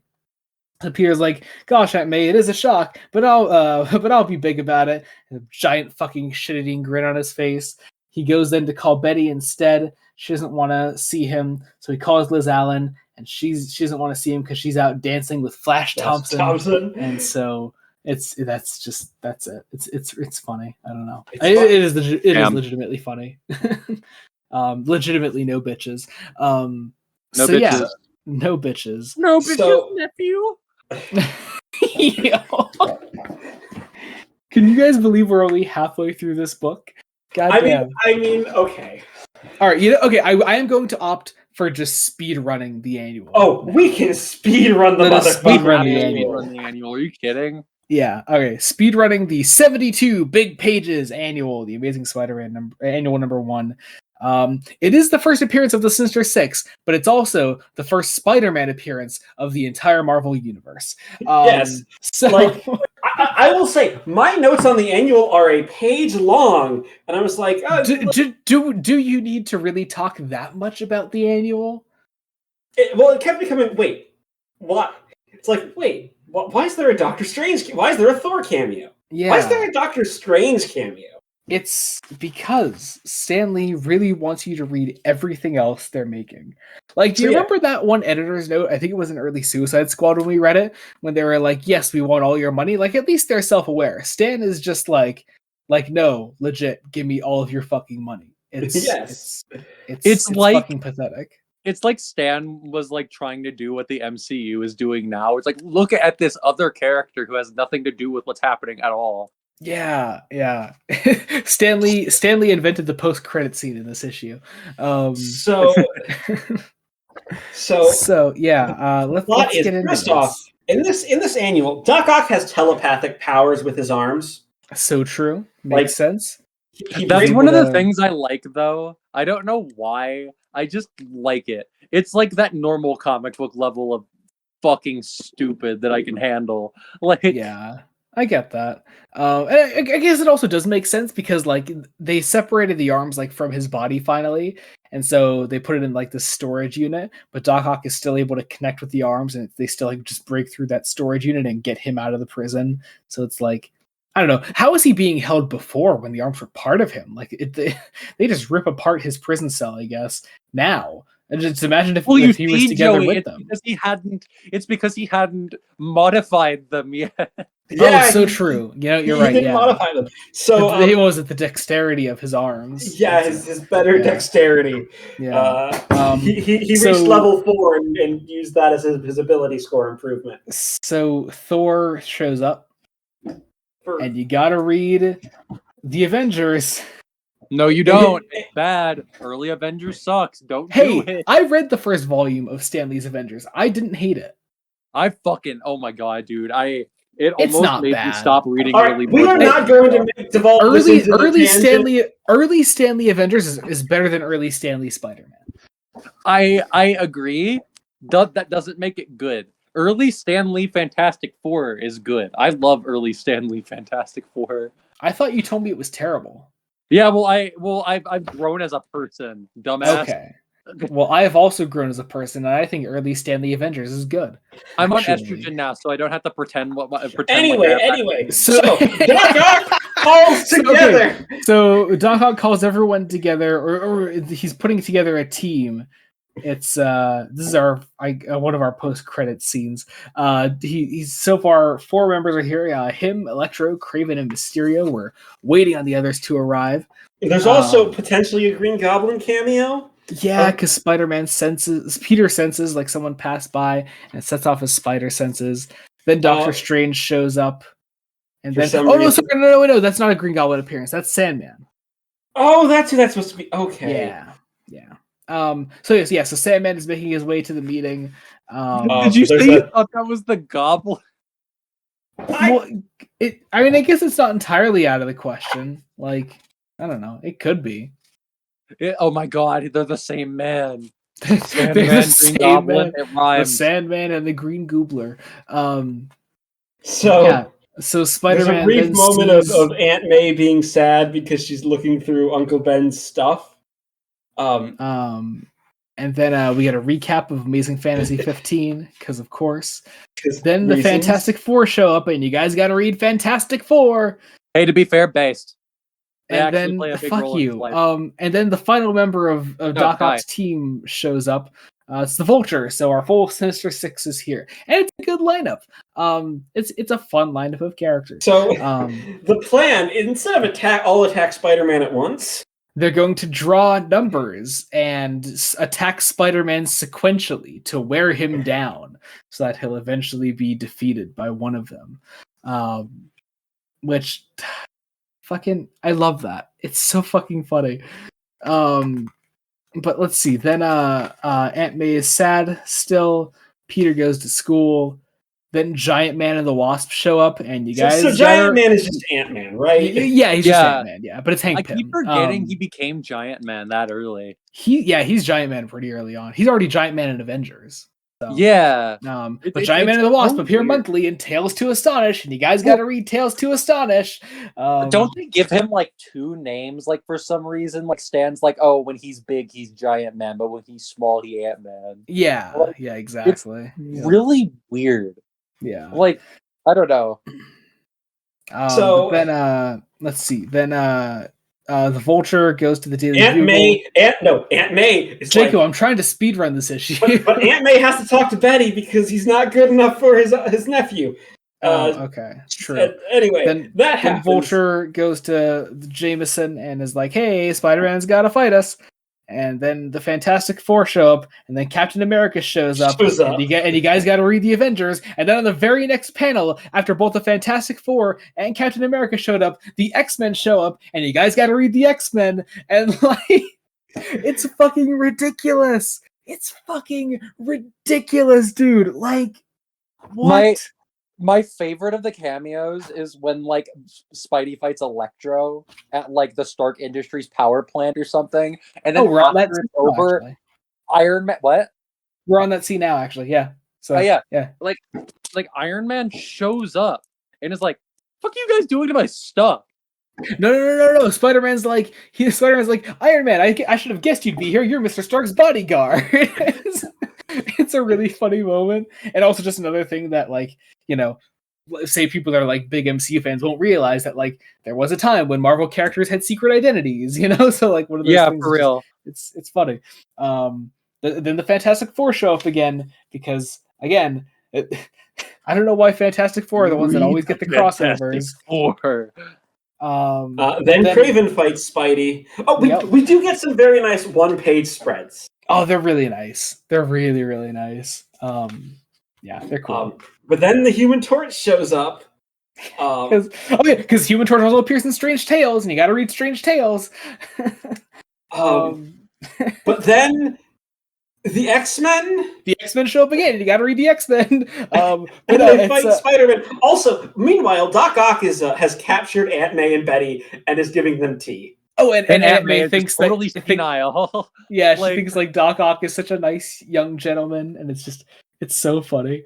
But also the second X-Men appearance here is Mysterio being a little bitch. He's for some reason for Spider-Man, and then Spider-Man fights Mysterio.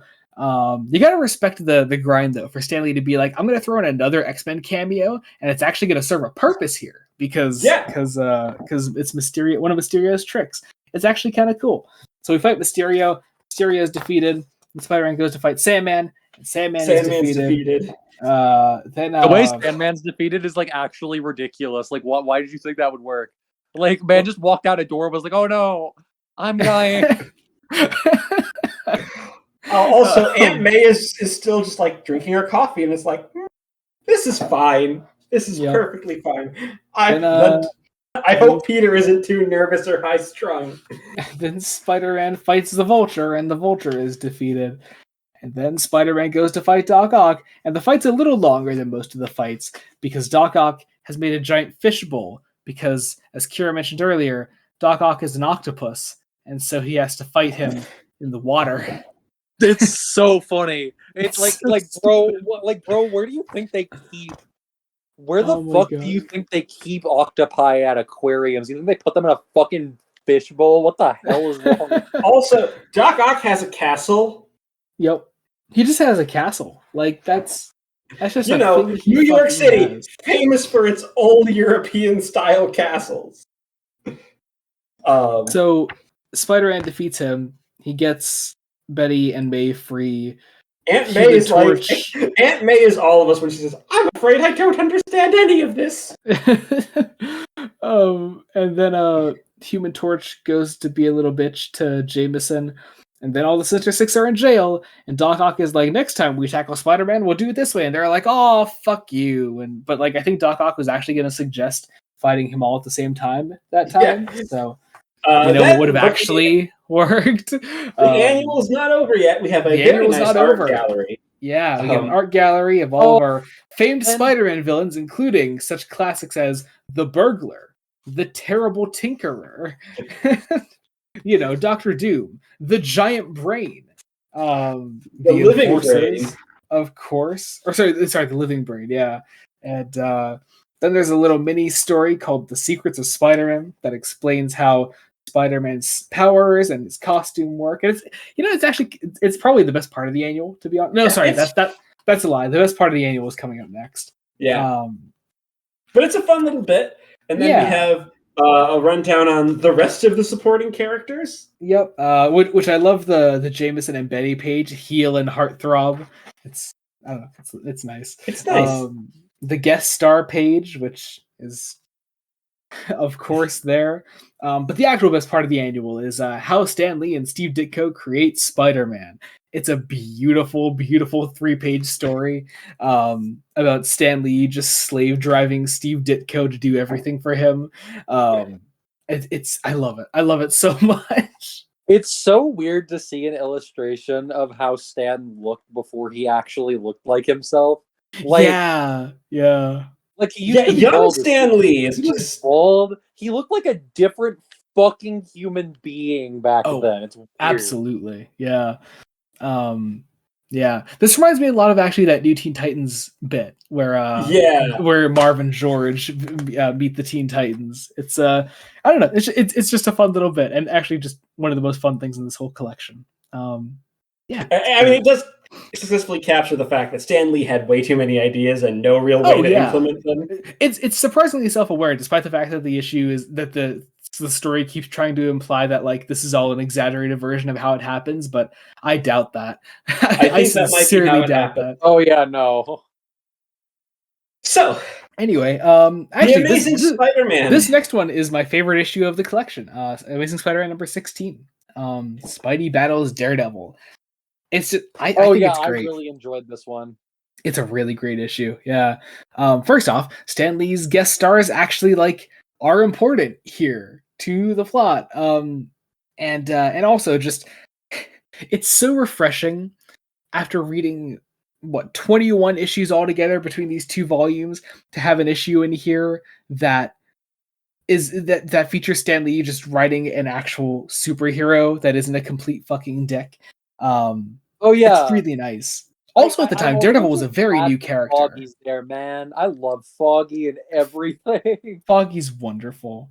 But yeah, Daredevil was a very new character at the time. So this is definitely one of Stan Lee's I'm going to use this as a big advertisement for the big just started Daredevil series, which makes a lot of sense. You could also tell that it's early because he's still in yellow, and that costume was only there for 4 issues of actual Daredevil. I think so, yeah. It's only 3 or 4 issues, yeah, and then they switched to red. So also, we're doing a circus story. Yeah. Once again, which is fun. Once again, so, Aunt May is like, Peter, you have to cheat on your girlfriend. So a fun little tidbit. I might be wrong. It's been a while since I've read the first 6 issues of the Hulk, but the villain in this is actually a Hulk villain. Yeah, they mentioned that. They call that out. Yeah. The Ringmaster last appeared in the Incredible Hulk or whatever, which is cool. I like the Ringmaster a lot. I think he's he's actually a really fun villain. Yeah. I mean, just setting it at a circus is fun. Yeah. Again, I just love the way Matt is characterized in these early bits. Spider-Man is fighting these criminals as Matt Murdock is off to the side and he's talking to Spider-Man. It's just a fun opening scene. Spider-Man is quippy. Is very quippy. I will say though, the way that he writes Matt in this scene, he does that little inner monologue where he describes everything. Little did he know I could see everything happening with my I guess it's not as grating here as compared to say all of the inner monologues where Peter gets like, "Oh, if only they knew that I was Spider-Man." Like, it's not as grating here because it's a different character. Inner I monologue guess. where Peter says he wishes he could kill Flash. Like, Yeah. but I guess for me, it's like you can like he's a perfect example, Matt especially, because there's at least still a bit of like Stan Lee flourish in stuff like the Hulk, or like stuff like Peter Parker as a character just in modern comics. But like if you look at like Matt, they write him so much more subtly now. Like, holy shit. Oh yeah. Yeah, definitely. Yeah, I think honestly, like, even for the time that like Stan Lee, like, just it's one of Stan Lee's more like subdued characterizations for a superhero. Oh yeah. Yeah, it's really and refreshing. he's trying to make a disabled character badass. Yeah, He's not perfect at that. I mean, it works. It works a lot better than, certain other portrayals other aspects of disability, of regular able-bodied and minded people in these issues. So, whatever. But yeah, we get a glimpse into the life of Matt Murdock as he goes to his law office with Foggy and Karen, which Jacob, as a fan of Daredevil, the Netflix show, how was that for you? It was like, oh yeah, I mean, they look nothing like their Netflix counterparts. Oh, absolutely. However, yes, I Karen especially is Deborah Ann Woll. Like, yeah. But yeah, so I think it's weird actually, as I tried this time around reading Matt Murdock's dialogue like Charlie Cox, and it actually like, I don't know, it really fits somehow in a weird way. Yeah, I don't know, it just works. So they invite Matt to the circus, and he's like, well, no, I'm a fucking how can I enjoy the circus? I'm a blind man, whatever. And so they convince him to go anyway. Spider-Man is performing at the circus too. Yes, and the proceeds go to charity. Yes, yeah. So as we learn, the ringmaster is training his people for the circus to steal from everybody there, I guess. With these posters like advertising that Spider-Man's going to be there at the circus, and all the proceeds go to charity to get more people there. We get some more. You could really see the Peter Betty relationship fizzling out at this point in the series. In this scene here, where it's just like, I don't know, like Lee just isn't dedicating as much time to the dynamic as he was before. It's not horrible, but it is just kind of sad to see, because it was actually like one of the strongest parts of the early issues up to this point was the evolving relationship between Peter and Betty. You can almost tell that he's planning on like pairing him with MJ once he finally gets to introduce her. Which is weird too, also, because Lee could do that literally whenever he wants, and he's just choosing to wait forever. Like, I guess he just kind of wants. I guess like I can kind of get it. He kind of just wants to let the whole thing with Betty like fizzle out before it's like, oh, were you sad that Peter has no bitches? Look, it's the bitches that Aunt May wanted to get. yeah, but even then there's more stuff like in the middle. It's like between the Betty relationship ending and MJ's introduction. It's just weird. It's really weird. But anyway, at the circus, Spider-Man decides to show up anyway, because all the proceeds go to charity, and that can't be a bad thing, and it'll get more people on his side. Matt, Foggy, and Karen arrive there. The ringmaster begins his show in the circus. And as this is going on, Spider-Man arrives, and the ringmaster begins his evil plot. He begins mind controlling the entire audience there, using this giant purple top hat on his head. That's got a spiral. Yes, yeah. So it can hypnotize people. But Matt Murdock is blind. Yes, so he can't see the purple spiral on the head, so he is not hypnotized like everybody else in the audience, including Spider-Man, who can. I feel like that's a great way to utilize him, though. Like, yeah, of course, he's the only superhero who wouldn't be able to see it, like logically. Yeah, it's effective, but it's still a bit dumb. I mean, but I mean, it's still sound like it works. It gives us a reason for the two heroes to fight. Yeah. So like Thanks, Matt Marvel. leaves because he knows that something is wrong. He changes into Daredevil, and he goes into the ring and the ringmaster begins getting Spider-Man to defend him, which also is a really cool thing that I think that this issue does. Is something that you wouldn't really see a lot at the time. Is Stan actually makes Spider-Man the one that's mind controlled and the one that has to be quote unquote evil for the issue to make this team up happen in his own book. Yeah, it's really different, which I find really. I think really it really refreshing. helps add to the whole like Peter goes through probably a lot more than most other heroes. Like everybody's constantly against him. So if anything, like and it's stuff like that it's happens later on, and that causes like the entire world to be like, this fucking sucks. And it's like, what? I was being mind controlled. God damn it. Yeah, and so it also helps because it's like, Peter is going through hardship here, but not at the cost of his character, whereas like that happens like a lot of other times where he's like something bad happens to him and Peter like lashes out at the world. Like, no, he's just being mind controlled here, and when he's released from this mind control eventually, he doesn't like lash out. He teams up with Daredevil to like stop the ringmaster and his men. Like it works. I think it's nice. Yeah, it's great. Yeah, so Daredevil figures out his hypnosis. So he knocks the hat off his head, and he takes it and mind controls Spider-Man himself into being unmind controlled, which I guess works. Yeah.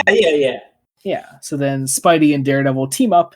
They fight off all of the Ringmaster's gangster people, and it's nice. Actually, at one point in the fight, Daredevil was like, "You know what? Spider-Man's got this. I'm good." And so he switches back into Matt Murdock as Spider-Man fights off the rest of the guys, and that feels more like we have to have Spider-Man be the hero again because it's his own book. It's really interesting to me though, just like because they end up becoming like really close friends later on, like way later. Yeah. I just think it's kind of interesting to see that like happen. We even got like a tiny shade of that in like No Way Home. It's just kind of cool to see like a hero who's like, you know what, Spider-Man's kind of sick. I think he can handle himself. Yeah. Like also like the Spider-Man Daredevil dynamic here is also like the first time Spider-Man has interacted with another hero who doesn't just want to murder him. Or doesn't just see him as a rival in some way. Like he's just like, oh, okay, this Spider-Man guy. He's okay. Yeah. I think what's happening is Stan is realizing, oh shit. Oh, wait, sorry. What's up, Kira? Didn't the Thing threaten to kill him in issue 1? Yes. Yeah. Yes. Based. Yeah. Yeah, but like what's happening here, Stan is like, oh shit, Peter Parker has no friends. Yeah. He needs some actual friends. Yeah. And especially like superhero friends, where like as you're trying to like build up this universe that Stan is writing pretty much all of at the time. It's important to like actually have these characters like evolve with each other, and it's really nice. Yeah, and also you can advertise really good at making it feel like one big universe, honestly. Yeah. But yeah, so we stop the Ringmaster. He gets captured, taken away. Spider-Man takes his hat and unhypnotizes the audience. And there's some fun little quips about Matt not enjoying the circus because he can't see it or whatever. And Spider-Man swings away, and that is the end of that. Yes. Amazing Spider-Man number 17 now. The Return of the Green Goblin. Yes, guest starring the Human Torch, because of course it is. Really like this issue. Really good issue. Yeah, it's a good one. Yeah. Well, I think what's happened is Stan realizes, the broomstick was fucking dumb. Yes. And so he decided to give him the best traversal method any comic villain has ever had. Like this fucking bat that he stands on. It's beautiful. But anyway, so we get into this. Oddly enough, Spider-Man happens to be thinking about the Green Goblin while he's in school as Peter Parker. And as this is happening, the Green Goblin is planning his next scheme. He's fighting a dummy Spider-Man. He's built a dummy that he's just like throwing around like a rag doll. So like, all right. I would like to think that Harry Osborn eventually finds these dummies. Jacob, You're spoiling Spider-Man, my guy. I'm Why are you? Spider-Man Who fan, are these bro. I guys? haven't Who are gotten that who's Who the Harry fuck and Harry who's Norman? Osborn? God damn it! I really like how goofy the Green Goblin is here, and then like they just decide to make him like the most horrifying like part of Peter's life later on. Like, it's holy beautiful. shit, dude! Like, it's like, haha, look, it's me. I'm like the Silver Age Joker. Isn't that cool? I murdered your girlfriend. But yeah, so Liz and Flash are fighting because what else is new? Who could have seen that coming? We get another fucking classic scene where Spider-Man sees like some criminal activity going on. He stops these guys, and they're once again just some actors in a movie. It's like, all right, how often does that happen, man? Dan just forgot a lot. He just forgot that it happened. Yeah. So Betty and Peter talk for a little bit. Things actually seem to be kind of going well at first, but then Liz, of course, shows up, and we get some more Betty being mad about this, and it just feels kind of tired at this point. It just but also Flash Thompson, the biggest nerd, is putting together a Spider-Man fan club. Yes, and he's using Liz Allen. Look. He's confident in his cringe hyperfixations. This is why I love him. He's so so true. Flash Thompson is an icon. Fight for the patriarchy, king. That's so true. So he uses okay. Conflicting with my very next statement, Flash then uses Liz Allen and her family, her dad's country club. Yeah, to hold the first meeting of the Spider-Man fan club. It's even better. And so, what's up? He's a feminist. Look, see, he's a great character.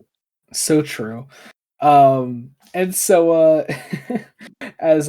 so they all want. So Liz wants Peter there, and Flash doesn't want Peter there because it's how that scene's, of course, going to go.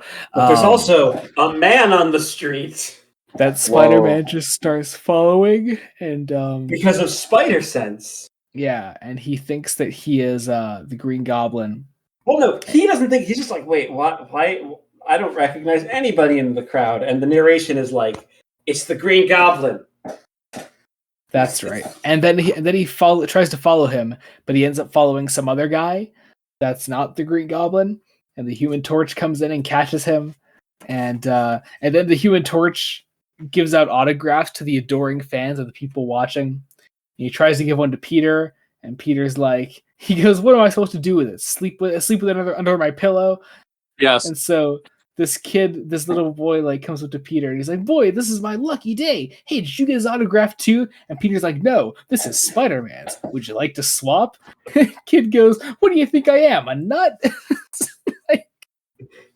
I fucking love it.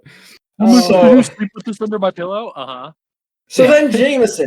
Jonah Jameson, editor of the Daily Bugle, the man who has to approve all the ads, doesn't realize that someone took an ad out for a Spider-Man fan club. And he's pissed. How would you not realize that? Well, he probably saw the word Spider-Man and thought, probably someone who agrees with me. And so he wants to go to that club and like fuck with it or whatever. Meanwhile, Aunt May is still trying to hook Peter up with some hot redhead across the street called Mary Jane Watson. Oh no, she has a bad cold again. No, last time it was a headache. It was a headache. Yeah, that's fair. And so Peter's like, all right, well, he's gonna fucking leave, and he goes to the Spider-Man fan club meeting, at which Liz, Flash, JJ, Betty, and the Human Torch and his girlfriend have shown up to.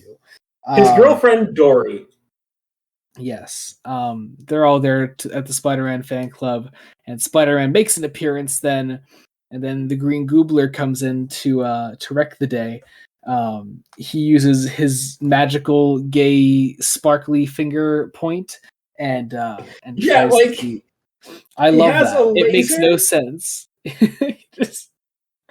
He uses the power of gay to fight Spider-Man. And so he uses just essentially all these tricks. We also get the first appearance of pumpkin bombs here, which is kind of cool. Yeah. First pumpkin bombs. First pumpkin bombs, iconic. And so Spider-Man and the Goobler fight for a while. Liz is happy that Peter has not shown up at the fan club because that would mean that. Oh, sorry. Betty's happy that Peter has not shown up at the fan club because that would mean that he was here for Liz Allen and he didn't invite Betty there instead. So it's a good thing. But then Peter shows up. Until of course the Human Torch shows up and Spider-Man switches back into Peter, and so Betty sees Peter there with Liz, and Liz is like messing with his hair and being all Liz Allen, and so Betty gets pissed off. She goes and cries in a corner. Spider-Man rejoins the when fight. I don't then get my Doritos. it's so true. Real woman struggle, man. Real woman struggle. Real gender affirming type shit going on in Spider-Man. And so Spider-Man gets back into his Spider-Man suit and he rejoins the fight until you just like there's like a guy in the corner that was like asked, that was called by the hospital to like say that to get a call for Peter Parker because his aunt had a heart attack, and it's one of those phone conversations where the person on the phone just repeats what's being said on the other line. Yeah, Spider-Man overhears that, and he leaves the fight, and so everyone thinks that Spider-Man is a coward now, and the Human Torch is unable to stop the Green Goblin by himself, and so the Human Torch. So the Goblin gets away. Yeah, and meanwhile the Human Torch is gay for Spider-Man. He's like, man, I sure wanted that kid around here, and so Flash is also looking for where Spider-Man went. He's pissed that he left. Peter goes to look after his aunt, and then he throws off his Spider-Man costume and is sad, and that's where the issue ends. Also, I forgot to mention it. This issue had a really funny thing where at one point Flash calls Liz's dad Mr. Brandt, and I think that's a really funny oversight. Yeah. But yeah. Transgender. Anyway. So true. Queer, as Stan Lee noted, queer transgender influencer. Yeah, put trans absolutely. people into his work. Yeah. So, oh man, we have 2 issues left. To be fair, they're all part of the same story. So it's a 2-part story. 18 is actually really solid because it's like, it's really like good. All character work. Yeah. It provides a good deal of character development for Peter. Yeah, because like it's clear that Stan's like, I want to soften this character a little bit. Yeah. So this is the Amazing Spider-Man number 18. It's only Mighty Marvel who dare attempt such a tale. The end of Spider-Man. Yes. With the return of the Sandman, which is nice. And as we open up the issue, we get cameos from fucking everyone. Again? Yes, again, including the Green Goobler, Doc Ock, Kraven the Hunter, the Vulture, the Fantastic Four, Iron Man, Thor, Giant Man, the Wasp, Captain America, and Daredevil, because they're all reacting to the news that Spider-Man fled from a fight, so he's a fucking loser. And J. Jonah Jameson. Oh my god! Holy Wait, what's up, Kira? I was like, I'm allowed to say that word, but we're on a podcast. No, oh yeah, just yeah. Moving on. So we actually then get our first appearance of not Mary Jane Watson herself, but her aunt, who is called Mrs. Watkins in this for some reason. Because he pulled up Bob Banner and forgot her fucking name. A Bob Banner, a Peter Palmer. I love Peter Palmer, man. My favorite incarnation of Ant-Man. Well, no, this one might actually have been intentional because if I called him Ant-Man. I meant the Atom. Fuck, I'm Stan Lee. What were you gonna say, Jacob? They might have been going with Watkins because, like, this is Mrs. Watkins, so she married a man. Like, if her, like... No, come on. Fuck that, Jacob. She was calling her Mrs. Watson the entire rest of the other issues where she was mentioned. That's come true. On. Don't try to fucking fix Stanley's mistakes. Okay. But yeah, so Mrs. Watkins has agreed to look after Aunt May, so Peter can go out and do like normal stupid teen shit. Going to school. Yeah. And so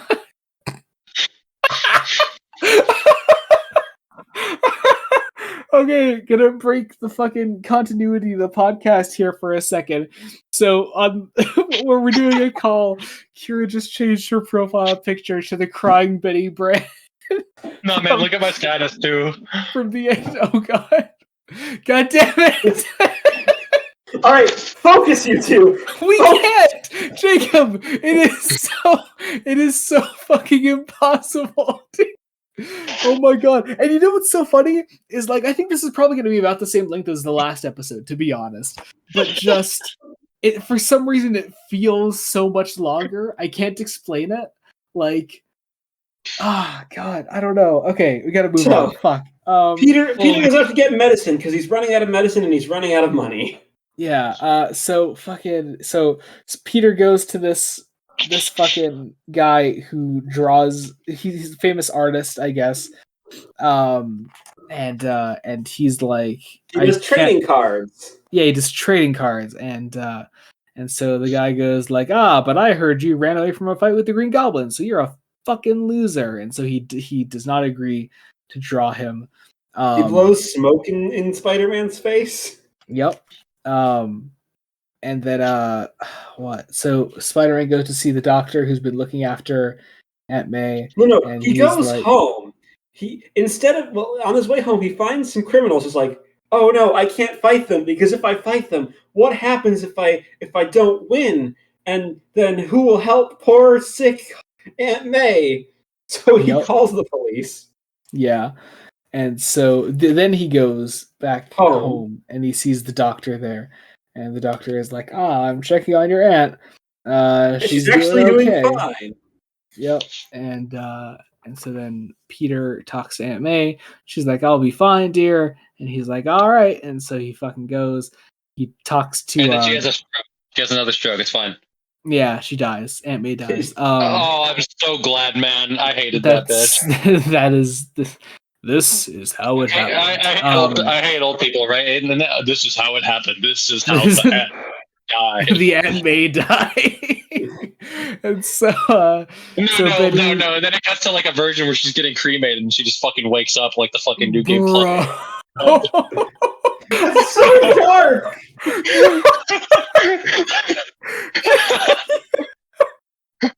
All right, reeling us back in again. Oh, Jacob, this is the best episode of the podcast. Fuck you. Peter calls Betty. Betty's pissed at him because he was at the fucking fan club and he didn't invite her. And so Jameson's like making fun of her. He's like talking to that fucking loser bitch, Peter Parker. Send the bitch a get well card, but don't seal the envelope. We can what is it? We can save money on the stamps or whatever. A literal penny that way. Yeah, what a fucking genius. And then he goes to one of his... And then even like all the guys around the office of the Daily Bugle are like, oh my god, it's fucking weird to see this guy like happy. Like, what's with this? First appearance of Eddie Brock. Definitely. What? No way. There's a blind guy. It's definitely Eddie Brock. No. What? I will murder you. I will murder you. I'll kill you. And so Peter like goes to check on Aunt May, and he tries to call Betty again. She doesn't answer, and little does he know that she's considering answering, but she doesn't want to because she's afraid of... Because the drama, the melodrama. I eat it up. It's great. Peter then remembers the events of the Spider-Man annual, remembers fighting all of the Sinister Six at once, and being Does he also remember fucking meeting every badass. superhero ever made? Right? That would be the more accurate version of of this flashback where Peter's like, man, I fought all those guys in one day, but nothing will be as weird as the fact that I met every single Marvel superhero in one day. Literally. So, outside the Daily Bugle, Betty refuses to talk to Peter, but Jonah, shit-eating grin, cigar in his mouth, is just like, stop giving me pictures of Spider-Man. He's old news. I also am super caring because I sent your aunt a get well card. What a fucking legend. And so Peter then goes to like a fucking Some scientists. Yeah, and he's like, "See, I can lift things," and they're like, "Cool." And so he like lifts it, holds up like this heavy machinery with a single web, and then the web snaps and the thing falls. So they're like, "Well, we can't like use your webbing for anything because it's fucking useless and it breaks after a while." And Peter's like, "I don't have time to figure out how to make permanent webbing, so I guess that means nothing." And then the Sandman shows up because we've been low on action. So. Yeah. So it's weird. So at the end of this issue, Stanley's like, can you believe it? We made an issue without any fight scenes and whatever. But no, there's one right here. It's right here. Shush. And so Spider-Man. Stanley doesn't look at the pictures. Spider-Man narrowly avoids the punches from the Sandman. And then finds a place to hide so he could change back into Peter Parker. He goes back to see Aunt May, gets her some medicine. They're almost out of medicine. They have a nice scene, but then...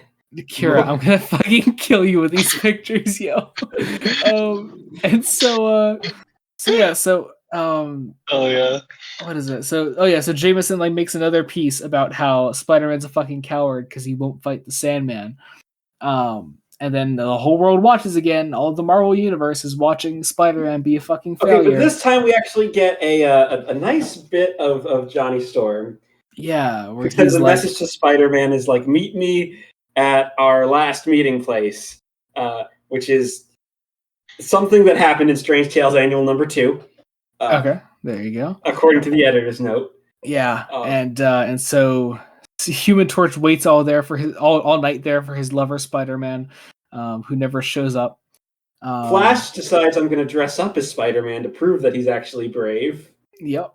And so they do that again. Okay, fucking hell, Kira. And so now it's just my profile picture. So Kira, oh my god. So Flash dresses up as Spider-Man to show everyone that Spider-Man's not a coward, which is also which is a genuinely great moment for Flash to like just, I don't know, show that like Spider-Man inspires other people. It's kind of cool. It's cool. So he gets beaten up by some car thieves. Yeah, but it's the thought that counts. And Peter, like the next day, tries to comfort Flash, but Flash doesn't want comfort because yeah. I mean they're in love. They just haven't admitted it yet. Yes. Yeah. They just need to get it over with. Just kiss right now. Yeah. And so it feels like we're almost at the end, but we have a whole other issue left. So what is it? So Peter. Oh yeah, Peter then sees Betty with another guy, and he gets jealous, and he gets all sad and walks away. Then he throws away his Spider-Man costume, and he sees Aunt May, and Aunt May is like, "I'm doing okay now." The doctor is like, "Yes, she actually is doing okay now. I'm not lying to you this time." And Peter's like, well, that's good. So he sees another piece in the paper about how Spider-Man's a fucking coward. And he's like, no, I'm not. So he takes his Spider-Man costume out of the trash, puts it back on, and that's where we end the second to last issue, taking us into the final issue of this volume. The Amazing Spider-Man number 19. Number 19, with once again, the motherfucking enforcers. Who thought they were hot shit? Who was asking for that? Like, who kept asking for like we need the enforcers back, guys? Like, it needs to happen. Ditko? It's probably Ditko. Also, this issue written by Spidey's godfather, Stan Lee, illustrated by Spidey's big daddy, Steve Ditko, lettered by S. Rosen, Spidey's second cousin on his uncle's side. Which is really funny. I love that. But yeah, so getting into it. Spidey Strikes Back. Spidey Strikes Back. There's a 1920s style newsboy for one Yep. panel. Yeah. Yeah. So Spider-Man jumps back into action. He fights off some criminals. I love this bit on the bottom of page 3 of the issue where this guy like tells Jameson that Spider-Man's back, and just the way Ditko draws the depression sinking into Jameson's face. It's this shit-eating grin that just turns into, oh no. Yeah, it's great. And he's supposed to be like, what is this? It's a lecture hall. He's supposed to be just like telling people that Spider-Man's a fucking loser. Like how how I prove that Spider-Man is a cowardly fraud. What a dedicated hater. Like, imagine. Just fucking imagine. Goddamn. So the Human Torch, still in love with Spider-Man mind, is captured by the evil enforcers and the Sandman. Yep, who are now working Which, like, together. I will say, it's clever. It's clever the way it's like, oh, the sand would stop the flames. Yeah. So they lock. So Johnny Storm becomes the damsel in distress. Yep. As he's always been, to be honest. He is in a tube. Yep. Where you hold all great superheroes. But the next day, or that night, Peter has a really nice scene with Aunt May where it's like, oh, excuse me, I must be in the wrong place. What's a pretty young girl doing here in my Aunt May's kitchen? Yeah. It is actually really nice. But then Flash is going around bragging to everyone at school that Spider-Man's a fucking hero again. And Liz is still mad at him, as she always is. Peter then just sees one of the enforcers just walking around the school, like outside the school, I guess. Because reasons? He goes to follow him.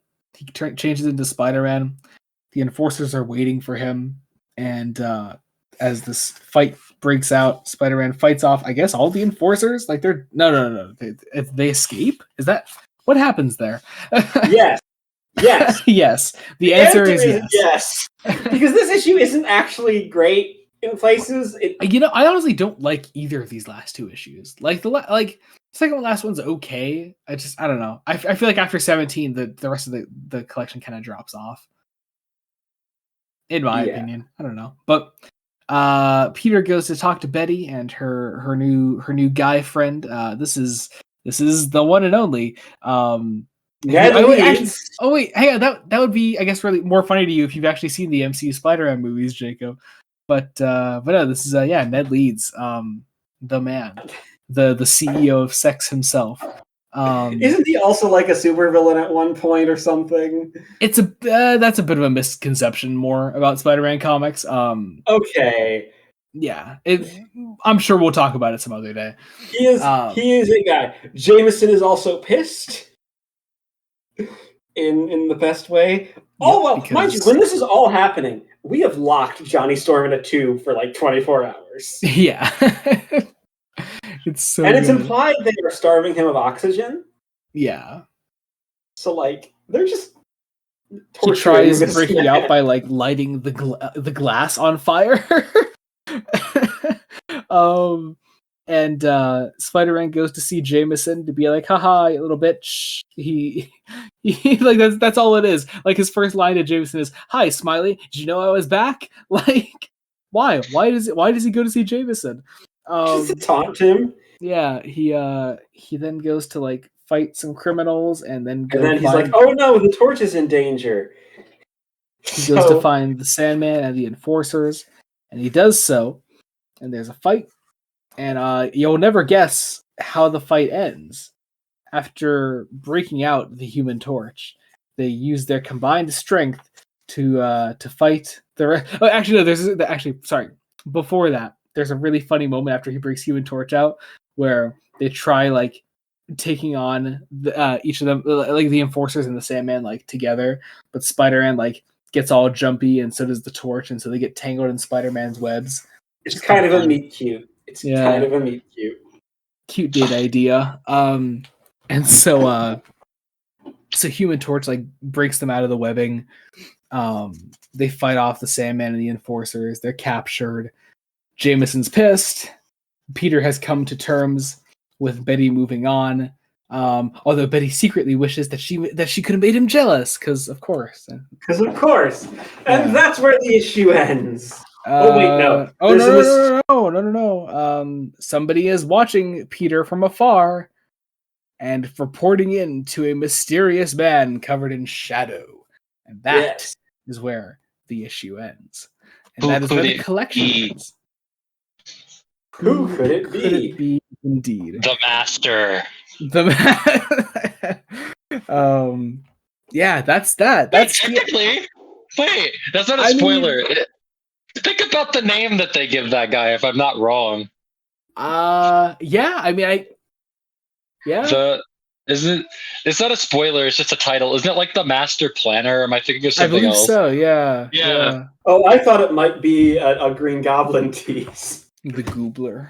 But yeah, that was that. That was the end of the Amazing Spider-Man Marvel Masterworks Volume 2. And the end of our first Spider-Man block. And yeah, our first little mini Marvel block in our block of 10 Marvel episodes. So Jacob, did you like these first 2 volumes? Well, I like the second volume considerably more than the first. Like, that's totally understandable. Volume 2 is a solid 7.5 out of 10.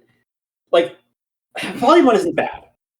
But Volume 2 actually does some interesting things. It's still got a host of problems. Yeah. It's good. Yeah. Good. Not nearly as prevalent as the first volume.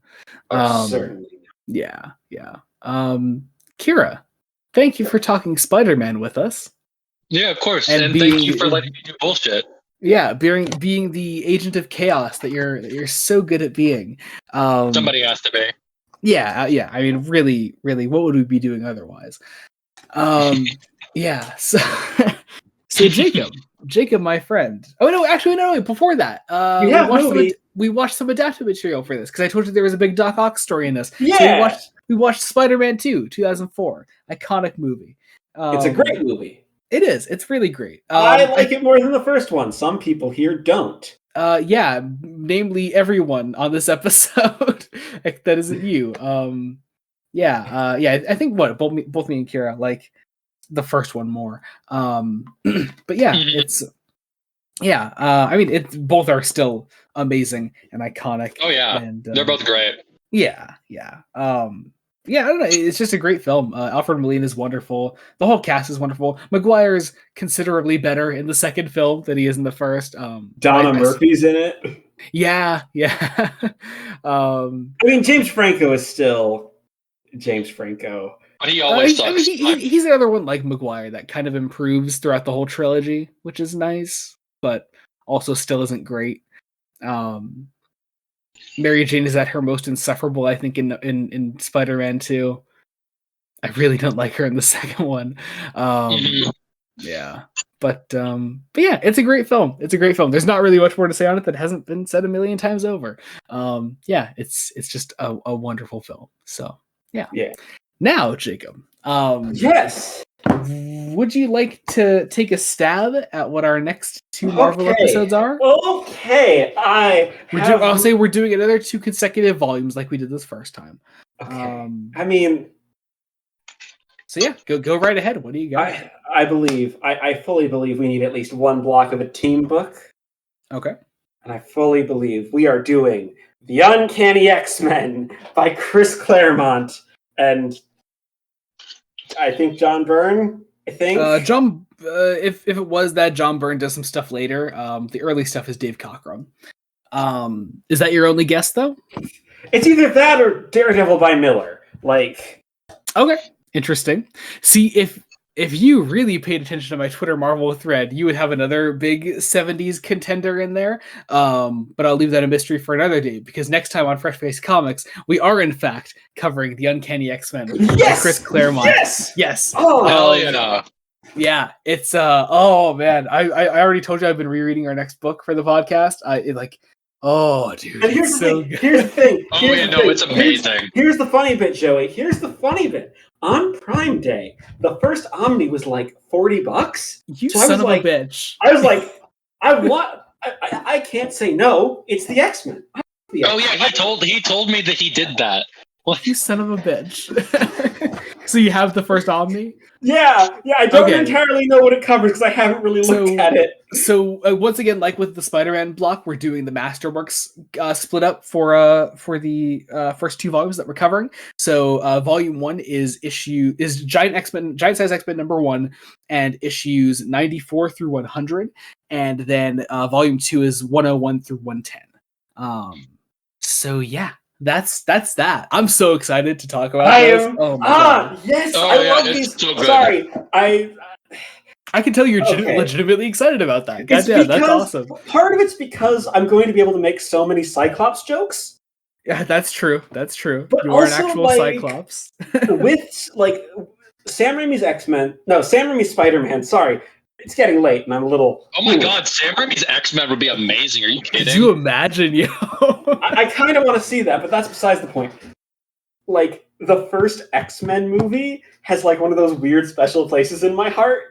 Like, Oh, it's a great movie. I love that movie. Yeah. I didn't know that. It was one of the first the Spider-Man trilogy, and then 3 of the 4 Batman movies were like my first introduction to superheroes as a little kid. That's awesome. Yeah. I think actually also for adapted material, we could do the first 2 movies the same way we did these first 2 Spider-Man definitely, movies. definitely. Yeah, that'll be fun. I mean, and pretty much like every X-Men movie, mainline X-Men movie, is based on the Claremont stuff. So yeah, I have another potential proposal, but we can talk about that off recording. Fair enough. I'm so excited. I am too. Yeah, I can't wait. It's gonna be fucking awesome. I can't wait to listen. Yeah, please do. Who else please is going to do. be super excited? Oh, I'm you not know being a who's going to pig. be super excited. Could we possibly have him on one of the I was going to episodes? suggest that. We could have him on one of the episodes. That We've could got be fun. to. Yeah, if he's available, of course. If he's available. Okay, Joey, we're still recording. We need to get our outro done. Yes. Okay. Yeah. Outro time. All right. Let's do some promotions. Actually, let's start with Kira. Kira, you got anything to promote? Nothing recent, but if anybody ever wants to listen to something that I personally wrote, go listen to the Doctor Who fan audio Nevermore a Butterfly on the YouTube channel Spectral Horizons. Fuck yeah. Yeah. Absolutely. Are you doing something for their 60th special too? I am. You didn't spoil Yeah. anything. Oh, You didn't say what was going on. They already announced that we're doing a 60th. But yeah, we'll link to Spectral Horizons for you because you're doing stuff over there. Yes, absolutely. Yeah. So be sure to check all of those out. You want me to link your Twitter as well, or no? Yes. Yes. Okay, that can be done. Absolutely. Jacob, what's going on with you? What is going on with me? What's your life like, Jacob Licklider? Well, I am finally near the end of RTD's first Doctor Who run on my blog. I'm finally, by the time this comes out, I will be finally in reviewing the 4 secret projects that Brandon Sanderson has been releasing throughout this year. I'm super excited to get to those, as well as potentially reviewing some Star Wars stuff. I haven't decided yet. Fuck yeah! Do it. It's If you don't do it, they'll never find your body. This is true. Absolutely. What else? I'll cure on my side for that one. And then Joey and I are still watching Star Trek for the first time separately. Joey on his YouTube channel, me on my blog. We're nearing the end of season 2. I think we probably have just by the time this comes out, we would have just done. Let's see, what is it? Return to Tomorrow is this week. I think it's Patterns of Force. Patterns of Force, yes, which is so good. I can't comment. But yeah, go check those out. The video for that will be out on my channel. I'm doing that with my brother, also named Jacob. I know some people get confused by that sometimes. We are not the same Jacob. You're not the same Jacob. But we are surprisingly similar. True. In some weird ways. Both with visual impairments. How about that? But yeah, so check those out. As always, leave a rating, subscribe wherever you're listening to us: Spotify, Apple Podcasts, Google Podcasts. Of course, subscribe to Blood Donut Studios on YouTube. Check those out. As always, any support at all means the absolute world to us. Also, just recently released season 3 of Better Call Saul on Breaking Brian that I'm doing with Brian. We're nearing the end of the Breaking Bad universe. We have 3 videos left to release in that, which is really, really cool. Also, Fresh Face One Shots. We have our 3 main series in full swing again, which is really nice. Last month, we got out Superman number 6, Wonder Woman number 1, and Brave and the Bold number 5. Those are all really, really great issues. So be sure to check out the Fresh Face One Shots for those. They will all be continuing this month as well, so check those out as well when they are out. And I think that does it. Check all those out. As always, I'll leave our socials and everything, link trees, Twitters, whatever, linked in the description below, as well as the books that we covered on this episode of the podcast. And next episode of the podcast, I'll have Amazon links in the description below, so be sure to check all of those out. And I think that about does it. So thank you all so much for watching / listening, whatever the fuck you're doing with us. So until next time, this has been Joey Morgan, Jacob Licklider, and Garrett C. Scott. Yes. Goodbye. Goodbye. Bye.